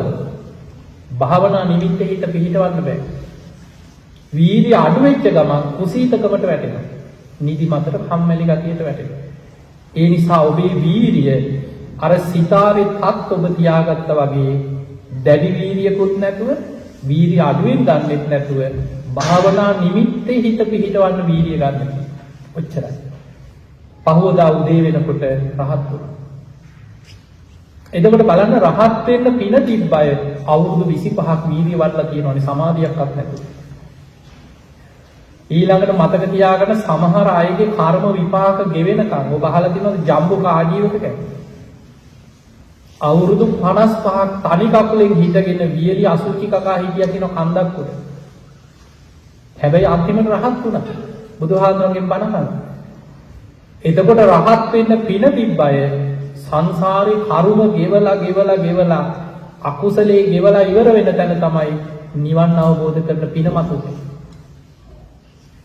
ඒ නිසා පින්වතුනි වීරිය අතහරින්න එපා. අපි බණ ඇහුවකෝ අපි මෙච්චර කාලයක් බණ අහනවා කරෝ ප්‍රතිඵල වීරිය වඩන්න. දැන් ඔබ මේ බණ අහන්න ගන්න වීරිය භාවනා කරනවා කියලා හිතන්න. ඒ ගන්න උත්සාහය වීරිය ඒවා තමයි ධර්ම අවබෝධයේ පිණිස වඩන පාරමිතා. වීරිය පාරමිතා, ප්‍රඥා පාරමිතා. ධර්මාවබෝධය අරමුණු කරගෙන හිතක් පුරුදු කරා. එහෙම පුරුදු වෙනකොට ඒ හිත ටික ධර්මාවබෝධය පැත්තට ඔබට නොදැනීම ඔබ තුලේ ගුණධර්ම වැඩෙනවා. ඒ නිසා නිතර පුරුදු කළ යුතු ගිහි ශ්‍රාවකෙක් බුදුහාමුදුරුවෝ පෙන්නනවා පළවෙනි එක ශ්‍රද්ධාව. බුද්ධානුස්සතිය වඩන්න. අනුස්සති භාවනා 5ක් පෙන්නලා. නිතර බුදු ගුණ හිතන්න. බුද්ධානුස්සති. ධර්මයේ ගුණ නිතර හිතන්න. ධම්මානුස්සති. රහතන් වහන්සේලා මාර්ගඵලලාභීන් ගැන සිහි කරන සංඝානුස්සති. එතකොට මේ භාවනාව බුද්ධානුස්සති, ධම්මානුස්සති, සංඝානුස්සති. ඊළඟට තමන් යම් සීලයක් පුරුදු කරනවා නම් තමන්ගේ සීලය මෙනෙහි කර හිත වඩා. ඒක භාවනාවක්. සීලානුස්සති භාවනාව. ඊළඟට ඔබ කරපු පින්කම් ඔබ දන් දීපු ඒවා කරපු පින්කම් භාවනාවක් වශයෙන් වඩන්න. ඒකට කියනවා ත්‍යාගානුස්සති භාවනාව. ඊළඟට බුදුරජාණන් වහන්සේ පරලොවින් රැකවරණයක් පිණිස තමන් තුළ සද්ධා, සීල, සුත, ත්‍යාග, ප්‍රඥා වඩලා නම් ඒ ගුණ සිහි කරලා සුගතියක හිත පිහිට ඕන දේවතානුස්සති කියලා භාවනාවක උගන්වලා තියෙනවා. ගිහි ශ්‍රාවකයන්ට එතකොට අපේ ජීවිතවල අපි අර සතර අපායේ පැත්තට බර වෙලා තියෙන ජීවිතේ ඒ පැත්ත යම් මට්ටමකින් වහගෙන තමයි ඉස්සරහට යන්නේ. ඒකයි දේවතානුස්සතියක් වඩා. මේ දේවතානුස්සතිය කියන එක හරියට තේරුණා නම් මොකද ගොඩක් අය වචනේ කීව ගමන් අයියෝ දිව්‍ය ලෝකෙද නිකන් දිව්‍ය ලෝකේ යන්නද අපි මේ මෙච්චර නිවන් ඒ වගේ නිකන් එකපාරට අල්ලන්නේ වැරදි පැත්ත. මතක තියාගන්න දේවතානුස්සතිය බුදුහාඳුරෝ පෙන්වුවේ නිකම් මේ පිනක් මතු කරලා දිව්‍ය ලෝකෙ ගිහිලා සැප විඳලා ආය අපායට වැටෙන්නේ නෙමෙයි. බුදුරජාණන් වහන්සේ පෙන්වුවේ දිව්‍ය ලෝකෙ උපදිනවා නම් සද්ධා, සීල, සුත, ත්‍යාග, ප්‍රඥා. ඊතන වැදගත්ම දේ ප්‍රඥාව. සීක බල වඩාගෙන දෙව්ලොව යනවා. එහෙම ප්‍රඥාව දියුණු කරගෙන දිව්‍ය ලෝකෙ ගිය කෙනා දිව්‍ය සැප සම්පත් වලට මුසපත් වෙන්නේ නැහැ. ඒවට වශී වෙලා එහෙන් අනාථ වෙන්නේ නැහැ. බුදුරජාණන් වහන්සේ පෙන්වනවා යා එතනින් විශේෂගාමී වෙනවා. කියන්නේ එතනින් තව ඉහළට මාර්ගඵල ලබාගෙන එහෙම්ම ගැලවිලා යනවා. ආයි පල්ලෙහාට එන්නේ නැහැ. දැන් ඔබ නිකන් අද වෙනකොට හිතන්න දැන් මොකද ගොඩාක් දෙනකොට මේ දිව්‍ය ලෝක ගැන තියෙන ගොඩක් වැරදි අදහස්.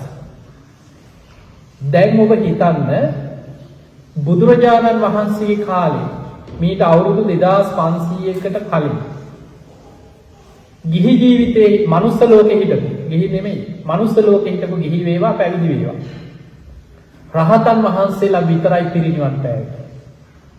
අනාගාමී වෙච්ච අය කොහෙද? සුද්ධාවාස බ්‍රහ්ම ලෝකවල. යම් කිසි කෙනෙක් බුදුහාඳුරන්ගෙම බණ අහලා සකදාගාමී වුණාම දිව්‍ය ලෝකෙ. සෝතාපන්න වෙච්ච අය දෙව්ලොව. අදට දිව්‍ය ලෝකවල. ධම්මචක්ක දේශනාවේ සඳහන් වෙනවා අටුවාවේ මනුස්ස ලෝකෙන් පළවෙනි දවසේ බණ අහලා එක්කෙනයි කොණ්ණඤ්ඤ හාමුදුරුවෝ විතරයි සෝවාන් වෙන්නේ. 18 කෝටියක් දෙවියන් මාර්ගඵල ලැබුවා කියලා. එතකොට මනුස්ස ලෝකෙ එක්කෙනෙක් සෝවාන් වෙනකොට දෙවියන් අතරින් 18 කෝටියක් මාර්ගඵල ලබනවා ධම්මචක්කය අහලා ඉන්න. ඔබ අහලා ඇති සක්‍ර දෙවියෝ දෙවිවලට අධිපති පෘථග්ජනෙක් නෙමෙයි. දීඝනිකායේ සක්කපඤ්ඤ සූත්‍රයේ තියෙනවා සෝවාන් වෙනවා බණ අහලා අවසන් වෙනවා. දැන් අනාථපිණ්ඩික සිටුතුමා මැරිච්ච ගමන් කොහෙද ඉපදුනේ? අනාථපිණ්ඩික දෙවියන් හැටියට දෙව්ලොව ඉපදුනේ. විසාකාව ගැන බුදුහාමුදුරෝ දේශනා කරන මහණෙනි විසාකාවගේ අන්තිම මනුස්ස ජීවිතේක. ඒ කියන්නේ සෝවාන් වෙලා හිටියේ. ඊළඟ ජීවිතේ නිම්මාන රතිය උපදිනවා කියන්නේ. එතනදී ඊළඟ මාර්ගඵලයේ ලැබලා පරිනිම්මිත වසවර්ති දෙවිලොවට යනවා. එහෙදි අනාගාමී වෙලා සුද්ධාවාස බඹලොව ඉපදිලා බ්‍රහ්ම ලෝක පහේම පිළිවෙලින් උපදිනවා. අවිහ, අතප්ප, සුදස්ස, සුදස්සි, අපනිත. අපනිතා බඹලොවදී විසාකාවෙහි පිරිනිවන් පානවා. එතකොට බලන්න මනුස්ස ලෝකේ එදා හිටපු චරිත අද දිව්‍ය ලෝකවල, බ්‍රහ්ම ලෝකවල. ඒ නිසා යම් කිසි කෙනෙක් සද්ධා, සීල, සුත, ත්‍යාග, ප්‍රඥා වඩාගෙන සුගතිය දැන් අපිට ආයි මනුස්ස ලෝකේ උපදින එක හොඳයි බුදුහාමුදුරුවෝ වැඩ ඉන්න කාලයක් නම්. රහතන් වහන්සේලා පිරිච්ච අර අනුරාධපුර යුගයේ වගේ යුගයක් නම්. හොඳට ධර්මයේ දියුණු කරන්න කල්යාණ මිත්‍ර පිරිස පිරිච්ච යුගයක් නම්. දැන් අද නිකන් ලෝකෙ දිහා බලන්නකො. මේ යන පිරිහීමත් එක්ක ආයි මැරිලා මොකක් හරි පිනකට මේකේ ආවොත් මොන જાති අය හම්බෙයිද කියලා. ඒ නිසා මනුස්ස ලෝකෙ කියන්නේ අනාගතේ මේ මිනිස් ආවිස අවුරුදු 100න් පල්ලෙහාට පිරිහෙනවා කියන්නේ අධර්ම රාගයේ විෂම ලෝභයේ මිත්‍යා ධර්මයේ බලවත් වෙලා මනුස්ස ලෝකේ සත්තු වගේ මිනිස්සු වැඩෙන කාලයක්. මෘග සංඥා පහළ වෙන්නේ අනාගතේ එන්නේ. ඒ නිසා අනාගතේ මනුස්ස ලෝකේ සුදුසු තැනක් නෙමෙයි. මොකද අපි සෝවාන් වුණා තායි උපදිනවද නැද්ද? ආත්ම 7ක් උපදිනවා. ඒ නිසා බුදුරජාණන් වහන්සේ මහා නාම කියන්නේ සෝවාන් වෙච්ච ශ්‍රාවකයෙක්. ඔබ බුද්ධ දේශනාවල ওই මහා නාම සූත්‍රය කියවන්න. මහා නාම කියන්නේ බුදුහාඳුරන්ගේ ශාක්‍ය වංශික සෝවාන් වෙච්ච ශාක්‍ය කුමාරයෙක්. ඒ සෝවාන් වෙච්ච මහා නාම ශාක්‍ය කුමාරයාට බුදුහාඳුරෝ දේශනා කරන්නේ මහා නාම සද්ධා, සීල, සුත, ත්‍යාග, ප්‍රඥා වඩලා දිව්‍ය ලෝකික හිත පිහිටවන්න කියලා. එතන තමයි ඊළඟ ජීවිතේ යම් රැකවරණයක් තියෙන කල්යාණ මිත්‍ර සේවනයේ ලැබෙන. ওই දීඝනිකායේ තියෙනවා ජනවසව කියලා සූත්‍රයක්. මම මේ සූත්‍රات එක්කම කියන්නේ ඔබට ඒවා හොයාගෙන කියවන්න. ඒ ජනවසව කියන්නේ කවුද? බිම්බිසාර රජු. මැරිලා ඉපදුනේ ජනවසව නමින් දෙව්ලොව ඉපදුනා. බුදුරජාණන් වහන්සේ මුණ ගැහෙන්න ගිජ්ජකූට පර්වතයට ඇවිල්ලා ජනවසව දෙවියන් කියනවා ස්වාමීනි පොයි දවස් වලට දෙවිවරු සුධර්මා දිව්‍ය සභාවට එකතු වෙනවා. අනාගාමී වෙච්ච සනත් කුමාර කියලා බ්‍රහ්ම දෙවි කෙනෙක් දෙව්ලොවට ඇවිල්ලා දෙවියන්ට බණ කියනවා. එහෙනම් පොයි දවස් වලට මේ මිනිස්සු බණ අහනවා වගේම දිව්‍ය ලෝක දෙවිවරු සුධර්මා දිව්‍ය සභාවේ එකතු වෙලා බණ අහනවා. අනාගාමී වෙච්ච අය හෙට ඇවිල්ලා බණ කියනවා. සුද්ධාවාස බඹලොවින් බ්‍රහ්ම දෙවිවරු ඇවිල්ලා බණ කියනවා. ওই දිව්‍ය ලෝකවල විස්තර ගොඩාක් බුද්ධ දේශනාවල තියෙනවා. ඒ නිසා පින්වතුනි පරලොව තමන්ගේ ජීවිතේ සැලසුමක් හදාගන්න.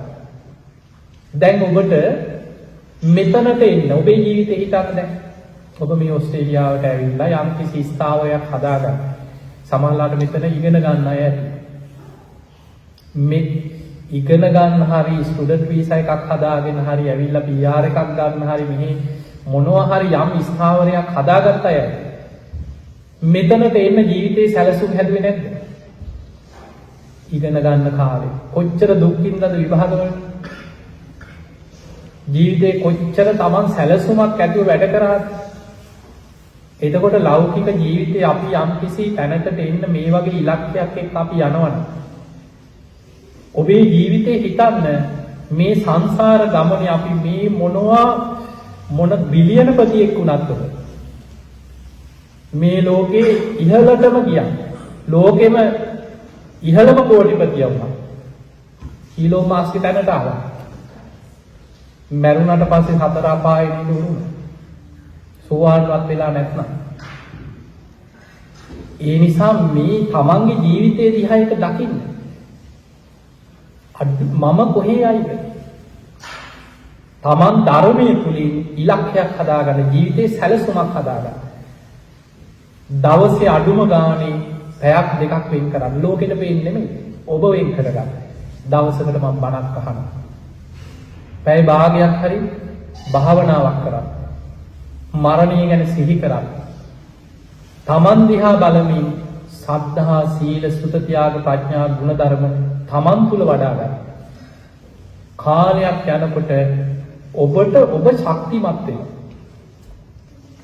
තමන් තුල සද්ධාව වැඩෙන්න තමන්ට තේරෙනවා මා තුල දැන් හොඳට සද්ධාව තියෙනවා. කාලයක් සීල් රකින්න කෙනාට තමන් තුලින් තේරෙනවා මම හොඳ සිල්වත් කෙනෙක්. හොඳ දහම් දැනුමක් ඇති කෙනාට තමන් තුලින් තේරෙනවා මං කාලයක් බණ අහනවා මට දැන් හොඳ ධර්මයේ ගැන දැනුමක් තියෙනවා. හොඳට පින් කරන කෙනා කාලයක් යනකොට තමන්ගේ පින බලවත් වෙනවා. මං හොඳට පින් කරගත්ත කෙනෙක්. අන්න එහෙම තමන්ට තමන් ගැන ලොකු විශ්වාසයක් ඇති වෙනවා. බණ භාවනා පැත්ත ටික ටික හරි වැඩෙනකොට තමන්ගේ හිත වැඩෙනකොට තමන්ට පුදුමාකාර ආත්ම ශක්තියක් උපදිනවා. මම නම් දැන් මරුණා සුගතිය කියලා විශ්වාසයක් ඇති වෙන්න ගන්නවා තමන් තුළ. ඒක සෝවාන් වෙලාව නෙමෙයි. එතනින් මෙහා සීක බල වැඩෙනකොට තමන් තුළ ඇති වෙනවා විශ්වාසයක් මම නම් දැන් මරුණා සුගතිය. ඇයි මා තුළ සද්ධාව තියෙනවා, සිල්වත්කම තියෙනවා, දහම් දැනුම, ත්‍යාග සම්පත්තිය, ප්‍රඥාව මා තුළ දැන් බලවත්ව පිහිටලා තියෙනවා කියලා ඇති වෙනවා. සෝවාන් මාර්ගයේ මෙහා පැත්තේ තියෙන සද්ධානුසාරී, ධම්මානුසාරී. ඒ නිසා ඔබේ ජීවිතය තුළ ඔය කියන ගුණ ධර්ම වඩා ගන්න මහන්සි ගන්න. ඊළඟට වෙසක් පොන් පොහොයත් එක්ක අපි මේ ධර්ම දේශනා යොදාගත්ත නිසා ඔබට මං බුදුරජාණන් වහන්සේ ගැන අද සමහරවිට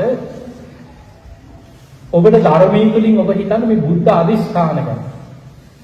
දැන් ඔබ මේ ඕස්ට්‍රේලියාවේ වේවා ඔබ සමහරවිට ලෝකෙ පුරා ඇවිදපු අය රටවල් ගානක් කිය අය යම් කිසි පරීක්ෂණ කරන අය පරිසරවේදී ඇතිවෙත ජයශ්‍රී මහ බෝධීන් වහන්සේ සහජාත වස්තුව. ඒ කියන්නේ අපේ බෝසතාණන් වහන්සේ මව් කුසින් දිවි වෙන වෙලාවෙමයි වජිරාසනයේ ළඟින් බෝවත්පුරේ මතුවුනේ. කවුරුත් දෙවියෙක්වත් බ්‍රහ්මයෙක්වත් මිනිසෙක්වත් ගෙනහිල්ලා හිටෙව්ව නෙමෙයි. ඒක හැම බුදු කෙනෙකුටම සාධාරණ දෙයක්. ඒ පැන නැගිච්ච බෝධීන් වහන්සේ අපේ බෝසතාණන් වහන්සේ වෙසක් පුන් පොහෝ දවසේ ලුම්බිනි සල්වනේ පින්වන්ත මහා මායා දේවිය කුසින් දිවි වෙන වෙලාවෙමයි යසෝදරාවගේ උපත. චන්න ඇමතිය කන්ත කස්සය ජයශ්‍රී මහා බෝධියේ බෝ අංකුරේ පහළ වෙනවා. එතකොට උන්වහන්සේ වසර 29ක් ගිහි ජීවිතය ගත කරලා උන්වහන්සේ මහා අභිනිෂ්ක්‍රමණය කරලා අවුරුදු 6කට ආසන්න කාලයක් දුෂ්කර ක්‍රියා කරලා බෝධීන් වහන්සේ අසලට වඩිනකොට උන්වහන්සේගේ වයස කීයද? අවුරුදු 35යි. ඒ වෙනකොට ජයශ්‍රී මහා බෝධීන් වහන්සේගේ වයසත් හරියටම අවුරුදු 35යි. ඒ බෝධීන් වහන්සේ සෙවණේ තමයි නැගෙනහිර දිශාවට මුහුණලා කුසතන ඉඳලා එදා රාත්‍රී පළවෙනි යාමේ කුබ්බේ නිවාසානුස්සති ඥානෙ, දෙවැනි යාමේ චතුූපාද ඥානෙ, තුන්වෙනි යාමේ පටිච්ච සමුප්පාදයේ අනුලෝම ප්‍රතිලෝම වශයෙන් විමසලා අවසන් වෙනකොට හිමිදිරි උදෑසන අරුණෝදය සමගම කෙලෙසුන්ගෙන් මිදලා සම්මා සම්බුද්ධත්වයට පත් වෙනවා. එතකොට ඒ බුදුරජාණන් වහන්සේ බුදු වෙනකොට අවුරුදු 35ක් වෙච්ච ඒ බෝධීන් වහන්සේගේම දක්ෂිණ ශාඛාව තමයි ලංකාවට වඩම්මන්නේ. නැතුව බෝ පැලයක්වත් ඇටයක්වත් නෙමෙයි. ඒ බෝධියේ දක්ෂිණ ශාඛාව. බුදුරජාණන් වහන්සේගේ මහා අදිෂ්ඨාන පහක් ගැන තියෙනවා මහා පරිනිබ්බාන අටුවාවේ. එයින් තුනක් ජයශ්‍රී මහා බෝධියේ දක්ෂිණ ශාඛාව හා සම්බන්ධයි. ඒක තියෙනවා බුදුහාමුදුරුවෝ පිරිනිවන් පාන වෙලාවේ පිරිනිවන් මංචකේ වැඩ ඉඳලා අදිෂ්ඨානයක් කරනවා අනාගතේ අවුරුදු 200 ගණනක් ගිය තැන පිරිනිවන් පාල ධර්මාශෝක රජුරු පහළ වෙලා රන් කටාරමක් අරගෙන මහරහතන් වහන්සේලා සමගින් ජයශ්‍රී මහා බෝධියේ දක්ෂිණ ශාඛාව ලංකාවට වඩම්මන්න හිතාගෙන පෙරහැරින් එනවා බුද්ධ ගයා භූමියට. ඒ බෝධීන් වහන්සේ දිහා බලලා රජුරෝ හිතනවා අනේ මං කොහොමද මේ බෝධියේ දක්ෂිණ ශාඛාව කපලා මේ හිටවන්නේ? ඒක මට අකුසලයක් බෝවත් කපන්නේ. එහෙම හිතනකොටම බුදුරජාණන් වහන්සේ අදිස්ථාන කරනවා ඒ දක්ෂිණ ශාඛාව වෙන්විය යුතු තැනින් ඉබේම වෙන් වෙලා මුල් විහිදවාගෙන අහසට පැන නැගලා රන් කටාරමී පිහිටාවා කියලා පිරිනිවන් මංචකේ අදිස්ථානයක් කරනවා. කවුරුත් කපලා හිටෙව්ව නෙමෙයි. ඊළඟට ඒ රන් කටාරමේ බෝධීන් වහන්සේ පිහිටියට පස්සේ බෝපත් අතරින් සවනක් ගන බුද්ධ රශ්මි විහිදේවා කියලා අදිස්ථානයක් කරනවා. දින 7ක් ඒ බෝධීන් වහන්සේ රන් කටාරම සමග අහසේ වලාගේ බාතරේ රැඳෙමින් අහසට පැන නැගලා දෙව් බමුණුගේ අහසේ වන්දනා ලබත්වා කියලා අදිස්ථානයක් කරා. ඔය අදිස්ථානත් එක්ක ඒ විදිහටම වුණා කියලා අපේ ඉතිහාස පොත්වල තියෙනවා. එතකොට ඒ ජයශ්‍රී මහා බෝධිය තමයි ලංකාවට වැඩමන්නේ. දැන් මම මේ කෙටි කරගෙන යන්නේ. අද වෙනකොට අනුරාධපුරේ ගිහිල්ලා ඉන්නේ. ජයශ්‍රී මහා බෝධීන් වහන්සේ දැකලා ඇති, වැඳලා ඇති. ඔබේ ආච්චිලා සීයලාගෙන් අහන්න ඒ කාලේ ඔය බෝධීන් වහන්සේ ඔය ප්‍රමාණයෙම නේද කියලා. ඔබේ පුංචි කාලේ ගියාම දැක්කනම් අද ගියාම දැක්කනම් ඒ ප්‍රමාණයෙම නේද? බුදුහාමුදුරුවෝ පිරිනිවන් පාලා අවුරුදු 2560 ගානක් වුණාට බෝධීන් වහන්සේට ඊට වඩා තවත් අවුරුදු 80ක් එකතු වෙනවා. මව් කුසින් දිවි වෙනකොටමයි පහළ වුණේ. මේ ලෝකේ මේ ඕස්ට්‍රේලියාවේ මේ ඕන තැනක ඇවිදලා අවුරුදු 2500ක 600ක ගහක් හොයාගන්න පුළුවන්. ජයශ්‍රී මහා බෝධීන් වහන්සේගේ දක්ෂිණ ශාඛාව අදටත් ඒ ප්‍රමාණයෙම වැඩ ඉන්නවා. ඔබේ ගමේ පන්සලේ තියෙන බෝධීන් වහන්සේගේ ඉතිහාසය හොයන්න. ඔබේ ආච්චිලා සීලාගෙන් අහගොත් කියයි අපි ඒ කාලේ අනුරාධපුරේ ශාඛාවක් වැඩමුවේ අපේ පන්සලේ අපේ ආත්තගේ කාලේ දීයාගේ කාලේ අවුරුදු 50ක් 60ක් 100ක් ඇති. අවුරුදු 60 70ක් යනකොට බෝධිය විශාල වෙලා අතු දිරලා කඩාගෙන වැටිලා අපවත් වෙනවා. සාමාන්‍ය අපි කොච්චර බෝධීන් වහන්සේ නමක් හිටෙව්වත් අවුරුදු 50 60 යනකොට බෝධිය අතු දිරලා අතු කඩාගෙන වැටිලා බෝධිය අපවත් වෙනවා. ජය ශ්‍රී මහ බෝධීන් වහන්සේ අදටත් මේ ප්‍රමාණයෙන් වැඩයි. තේරෙන්නේ නැද්ද බුද්ධ අධිෂ්ඨාන? ඊළඟට ධාතුන් වහන්සේලා. දැන් අනෙක් ධාතුන් වහන්සේලා අපිට ගොඩාක් දලදා වහන්සේලා ගැන හිතන්න. සතර දලදා වහන්සේලා බුද්ධ අධිෂ්ඨානයේ නොකැඩී නොබිදී නොවිසිරී ඉතිරි වුණා. එයින් එක් දකුණු දලදා වහන්සේ නමක් දෙව්ලොව සිළුමිණි සෑයේ වැඩ ඉන්නේ. ඒක අපිට බලන්න බෑ නේද? මනුස්ස ලෝක. අනිත් දකුණු දලදා වහන්සේ ඩෝන බමුණ පාදයේ සංගවගත දලදාව ජයසේන නාරජු නාලවට අරගෙන ගිය දලදා වහන්සේ තමයි පොළොන්නරුවේ සෝමාවතී චෛත්‍ය අද වැඩ ඉන්නේ. ඒකත් චෛත්‍ය ඇතුළෙන් තැන්පත් වෙලා වැඩ ඉන්නේ දලදා වහන්සේ. ඊළඟට වාම යටි දලදා වහන්සේ මහනුවර ශ්‍රී දලදා මාලිගාවේ වැඩ ඉන්නේ. වම් උඩු දලදා වහන්සේ ගාන්ධාර දේශයට ගෙනිච්චා කියලා ඉතිහාසෙ තියෙනවා. එතනින් මෙහා අපිට හරිය විස්තර එක කට කතා ජනප්‍රවාද තිබුණාට හරිය තොරතුරක් නැහැ. එතකොට සතර දලදා වහන්සේලා අතරින් බුද්ධ අධිෂ්ඨානයෙන් ඉතිරි වෙච්ච මහනුවර ශ්‍රී දලදා මාලිගාවේ දලදා වහන්සේ අදටත් රන් කොපුවක බහා වැඩ ඉන්නේ. සමහරලාට ඔබට මේ පින ලැබිලා නැතුව ඇති. ඔබේ ඥාතීන් අම්මලා තාත්තලා ආච්චිලා සීලාගෙන් අහන්න. දලදා ප්‍රදර්ශනයක් කියලා අපේ රටේ අතීතේ දලදා වහන්සේ මිනිස්සුන්ට වන්දනා කරන්න තිබ්බ වාර තියෙන ඕනකම. මිනිස්සු පොලිමේ ගිහිල්ලා දලදා වහන්සේ ඇස් දෙකින් දැකලා වන්දනා කරපු අය ඉන්නවද ඕනකම. අදටත් සුදු පාටින් ඒ රන් කොපුවක බහා වැඩ ඉන්න දලදා වහන්සේ ඒ විදිහටම වැඩ ඉන්නේ. දැන් ඔබ හිතන්න සාමාන්‍ය දත් දොස්තරලත් ඇති මෙතන දොස්තරලත් ඇති අපේ දතක් වැටුණොත් ඔය දත මොකද වෙන්නේ කාලයක් යනකොට? දිරනවා. මිනිස්සෙකුගේ අස්තියක් අපේ පොඩි කාලේ දත් වැටුණාද නැද්ද? තියෙනවද? ඇඟිලි දෙකෙන් කුඩු කරන්න පුළුවන් කාලයක් ගියාට පස්සේ කුඩු වෙලා පිටි වගේ වෙලා යනවා. අවුරුදු 2000 ගානක් ගිහිල්ලා ඒ දලදා වහන්සේ මේ විදිහටම මේ වර්ණයෙන්ම සුදු බුදුරැස් වේදිච්ච දලදා වහන්සේ අදටත් වැඩ ඉන්නවා. ඒ නිසා ඔය කරුණු දෙක මම ඔබට කිව්වේ හිතේ ශ්‍රද්ධාව ඇති කරගන්න මේ විසක් මුල් කරගෙන ඔබ මේ ධර්ම දේශනා සංවිධානය කරපු නිසා. ඉතින් පින්වතුනි අද දවසේ මේ අහපු බණ ටික මුළු බණම දැන් මතක නැහැ. හැබැයි සාරාංශයක් මතක තියාගන්න.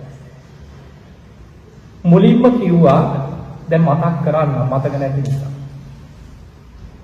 මුලින්ම ඔබට කියලා දුන්නා බණක් අහනකොට ඇති කරගන්න ඕන කරුණු පහ. කවදා කොතන කොයි මොහොතේ බණ ඇහෙන්නේ. පළවෙනි එක තමයි අප්‍රමාණ ආසාවකින් බණ. හොඳට කන් යොමු කරගෙන දේශනාව අවසන් වෙනකල්ම බණ. මම මේ ධර්මය අවබෝධ කරගන්නවා කියන හිතේ අදිෂ්ඨානයෙන් බණ. අර්ථ ග්‍රහණය කරගන්න වැදගත් ධර්ම කරුණු මතක තියාගන්න. බාහිර දේවල් ඔක්කොම හිතෙන් අයින් කරන්න. ඔය කරුණු පහ බණ අහනකොට ජීවිතය ඇති කරගන්න.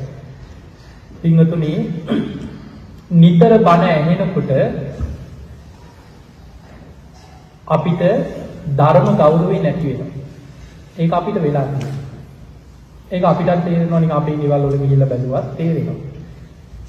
අපි දන්නවා අපි කුංචි කාලේ සමහරලාවට ඉස්සර බණක් අහන්න නැති කාලේ අර මාසෙකට එක දවසක් බණ යනකොට බලන්න ගෙවල් වල ආච්චිලා කියලා බණ අහපු හැටි වැඳගෙන රේඩියේකට වැඳගෙන ඉස්සර බණ ඇහෙනවා. බීම වාඩි වෙලා බොහොම ගෞරවයෙන් වැඳගෙන බණ ඇහෙනවා. අද සමහර වෙලාවට ගෙවල් වල සාලි දාලා පැය 24න් බණ යන එක පොඩි ටීවී එක දාලා. කුස්සියේ තව channel එකක බණක් දාලා. දර පාලනවා, ගෙදර වැඩ කරනවා, ලොලු හොදනවා, මාළු පතනවා, මාළු දෙකු අදිනවා. කොම් බණ අහගෙන ගෙදර වැඩ කරනවා. එහාට මෙහාට යනකොට තැන් තැන් වලින් අර බණේ කෑල්ල ඇහෙනවා. කොහොම තමයි බණ අහන්නේ? හොඳට බලන්න ගෙවල් වල කොහොම නෙමෙයි බණ අහන්නේ. අතුම ගානේ එක බණ අපිට පැය 24ම ඔක්කොම නවත්තලා බණ අහන්න බෑ. එක බණක් හරි පුරුදු වෙන්න වාඩි වෙලා අහන්න. එතකොටයි මේ ධර්මයේ Tamanට පිහිටන්නේ. මේ ධර්මයේ ගෞරවේ නැත්නම් පිහිටන්නේ නැහැ මතක තියාගන්න. අපි අනිත් නව කතා පොත් නිකම් පොත් කියවනවා වගේ නෙමෙයි බණ පොතක් කියවන්නේ. මම දන්නේ අනිත් අය අපි නම් පොත අරගෙන පොතට වැදලා තමයි පොත කියවන්නේ. එතකොට තමයි ධර්මයේ පිහිටන්නේ. ඒ නිසා ධර්ම ගෞරවේ නැත්නම් බුදුහාමුදුරුවෝ පෙන්වුවා ධම්ම කාමෝ භවංකෝ ධම්මදිස්සී පරාභව. ධර්මයට ගෞරව කරන කෙනා ධර්මයේ ඉස්සරහට යනවා. ධර්මයට අගෞරව කරන කෙනා පිරීලා යනවා, පරාභවයට පත් වෙනවා. ඒ නිසා ධර්ම ගෞරවයේ හිත ඇති කරගන්න. සෝතාපට්ටි අංග 4ක් කියලා දුන්නා. බාහිරින් ලැබෙනවා කල්යාණ මිත්‍ර සේවනයයි සද්ධර්ම ශ්‍රවණය. හැබැයි තමන් තුළ ඇති කරගන්න ඕනේ යෝනිසෝ මනසිකාරය. අර අහන ධර්මයට අනුව තමන් තුළින් විමස ධර්මයේ ගලපා බැලීමේ දක්ෂතාවය. ඊළඟට ධර්මයට අනුකූලව ජීවත් වීම ධම්මානුගම ප්‍රතිපදාව. ඊළඟට අපිට තියෙන ප්‍රධානම ප්‍රශ්නේ මන් දැන් මරුණොත් කොහේ යයිද? ඔබට මං කිව්ව භාවනාව මරණ සති. අප්‍රමාදී භාවයේ උපදින මරණ සති භාවනාව තරම් භාවනාවක් බුදු වැසින්වත් දකින්නේ නැහැ කියලා බුදුරජාණන් වහන්සේ කියනවා. ඒ නිසා මරණය ගැන සිහි කරන්න. ගිහි ශ්‍රාවකයෙක් නිතර පුරුදු කළ යුතු අනුස්සති භාවනා 5ක් තියෙනවා. බුද්ධානුස්සති, ධම්මානුස්සති, සංඝානුස්සති, සීලානුස්සති, ඡාගානුස්සති, දේවතානුස්සති. එතකොට ඔය කරුණු ඔස්සේ කියපු ධර්ම කරුණු ගලපලා ඔබේ ජීවිතය තුළ මේ අහපු බණේ ප්‍රතිඵලයක් ගන්න උත්සාහ ගන්න. නැත්නම් අපිත් එකතු වුණා, වෙසක් එකට වැඩසටහනක් කරා, හාමුදුරුවන්ව වැඩැම්මෝ, අපිත් බණ ඇහුවා, දැන් හරි ජීවිතේට අහන බණෙන් ප්‍රයෝජනයක් ගන්න.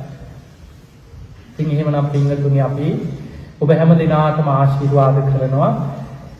විශේෂයෙන් අද බොහොම ශ්‍රද්ධාවෙන් මේ කටයුතු සංවිධානය කරලා බොහෝ පිරිසක් එකතු කරගෙන ඔබ හැම දිනාටම වෙසක් පොයේ නිමිති කරගෙන මේ ධර්මයේ ශ්‍රවණය කරන්න සලස්වපු ඔබ හැම දිනාටම මේ බණ අහපු සියලු දෙනාටත් මේ ධර්ම ශ්‍රවණ මේ පිනත් ධර්ම දානමේ පිනත් ධර්මාවබෝධයේ පිණිස ආශිර්වාදයක් පාරමිතාවක් වේවා කියලා ආශිර්වාද කරමි. පින්වතුනි සියලු දෙවියෝ සාදුකාර දෙවි මේ පින් අනුමෝදන් වෙත්වා. ඒ දෙවියන්ගේ පිහිට රැකවරණ ආශිර්වාදය ඔබ හැම දිනාටම ලැබේවා කියලා අපි ආශිර්වාද කරමු. ඒ සියලු දෙවියෝ තුම් නිවනටමපත් වේවා කියලා අපි සාදු කියලා පින් දෙමු. දෙවියන්ට අපි පින් දෙමු.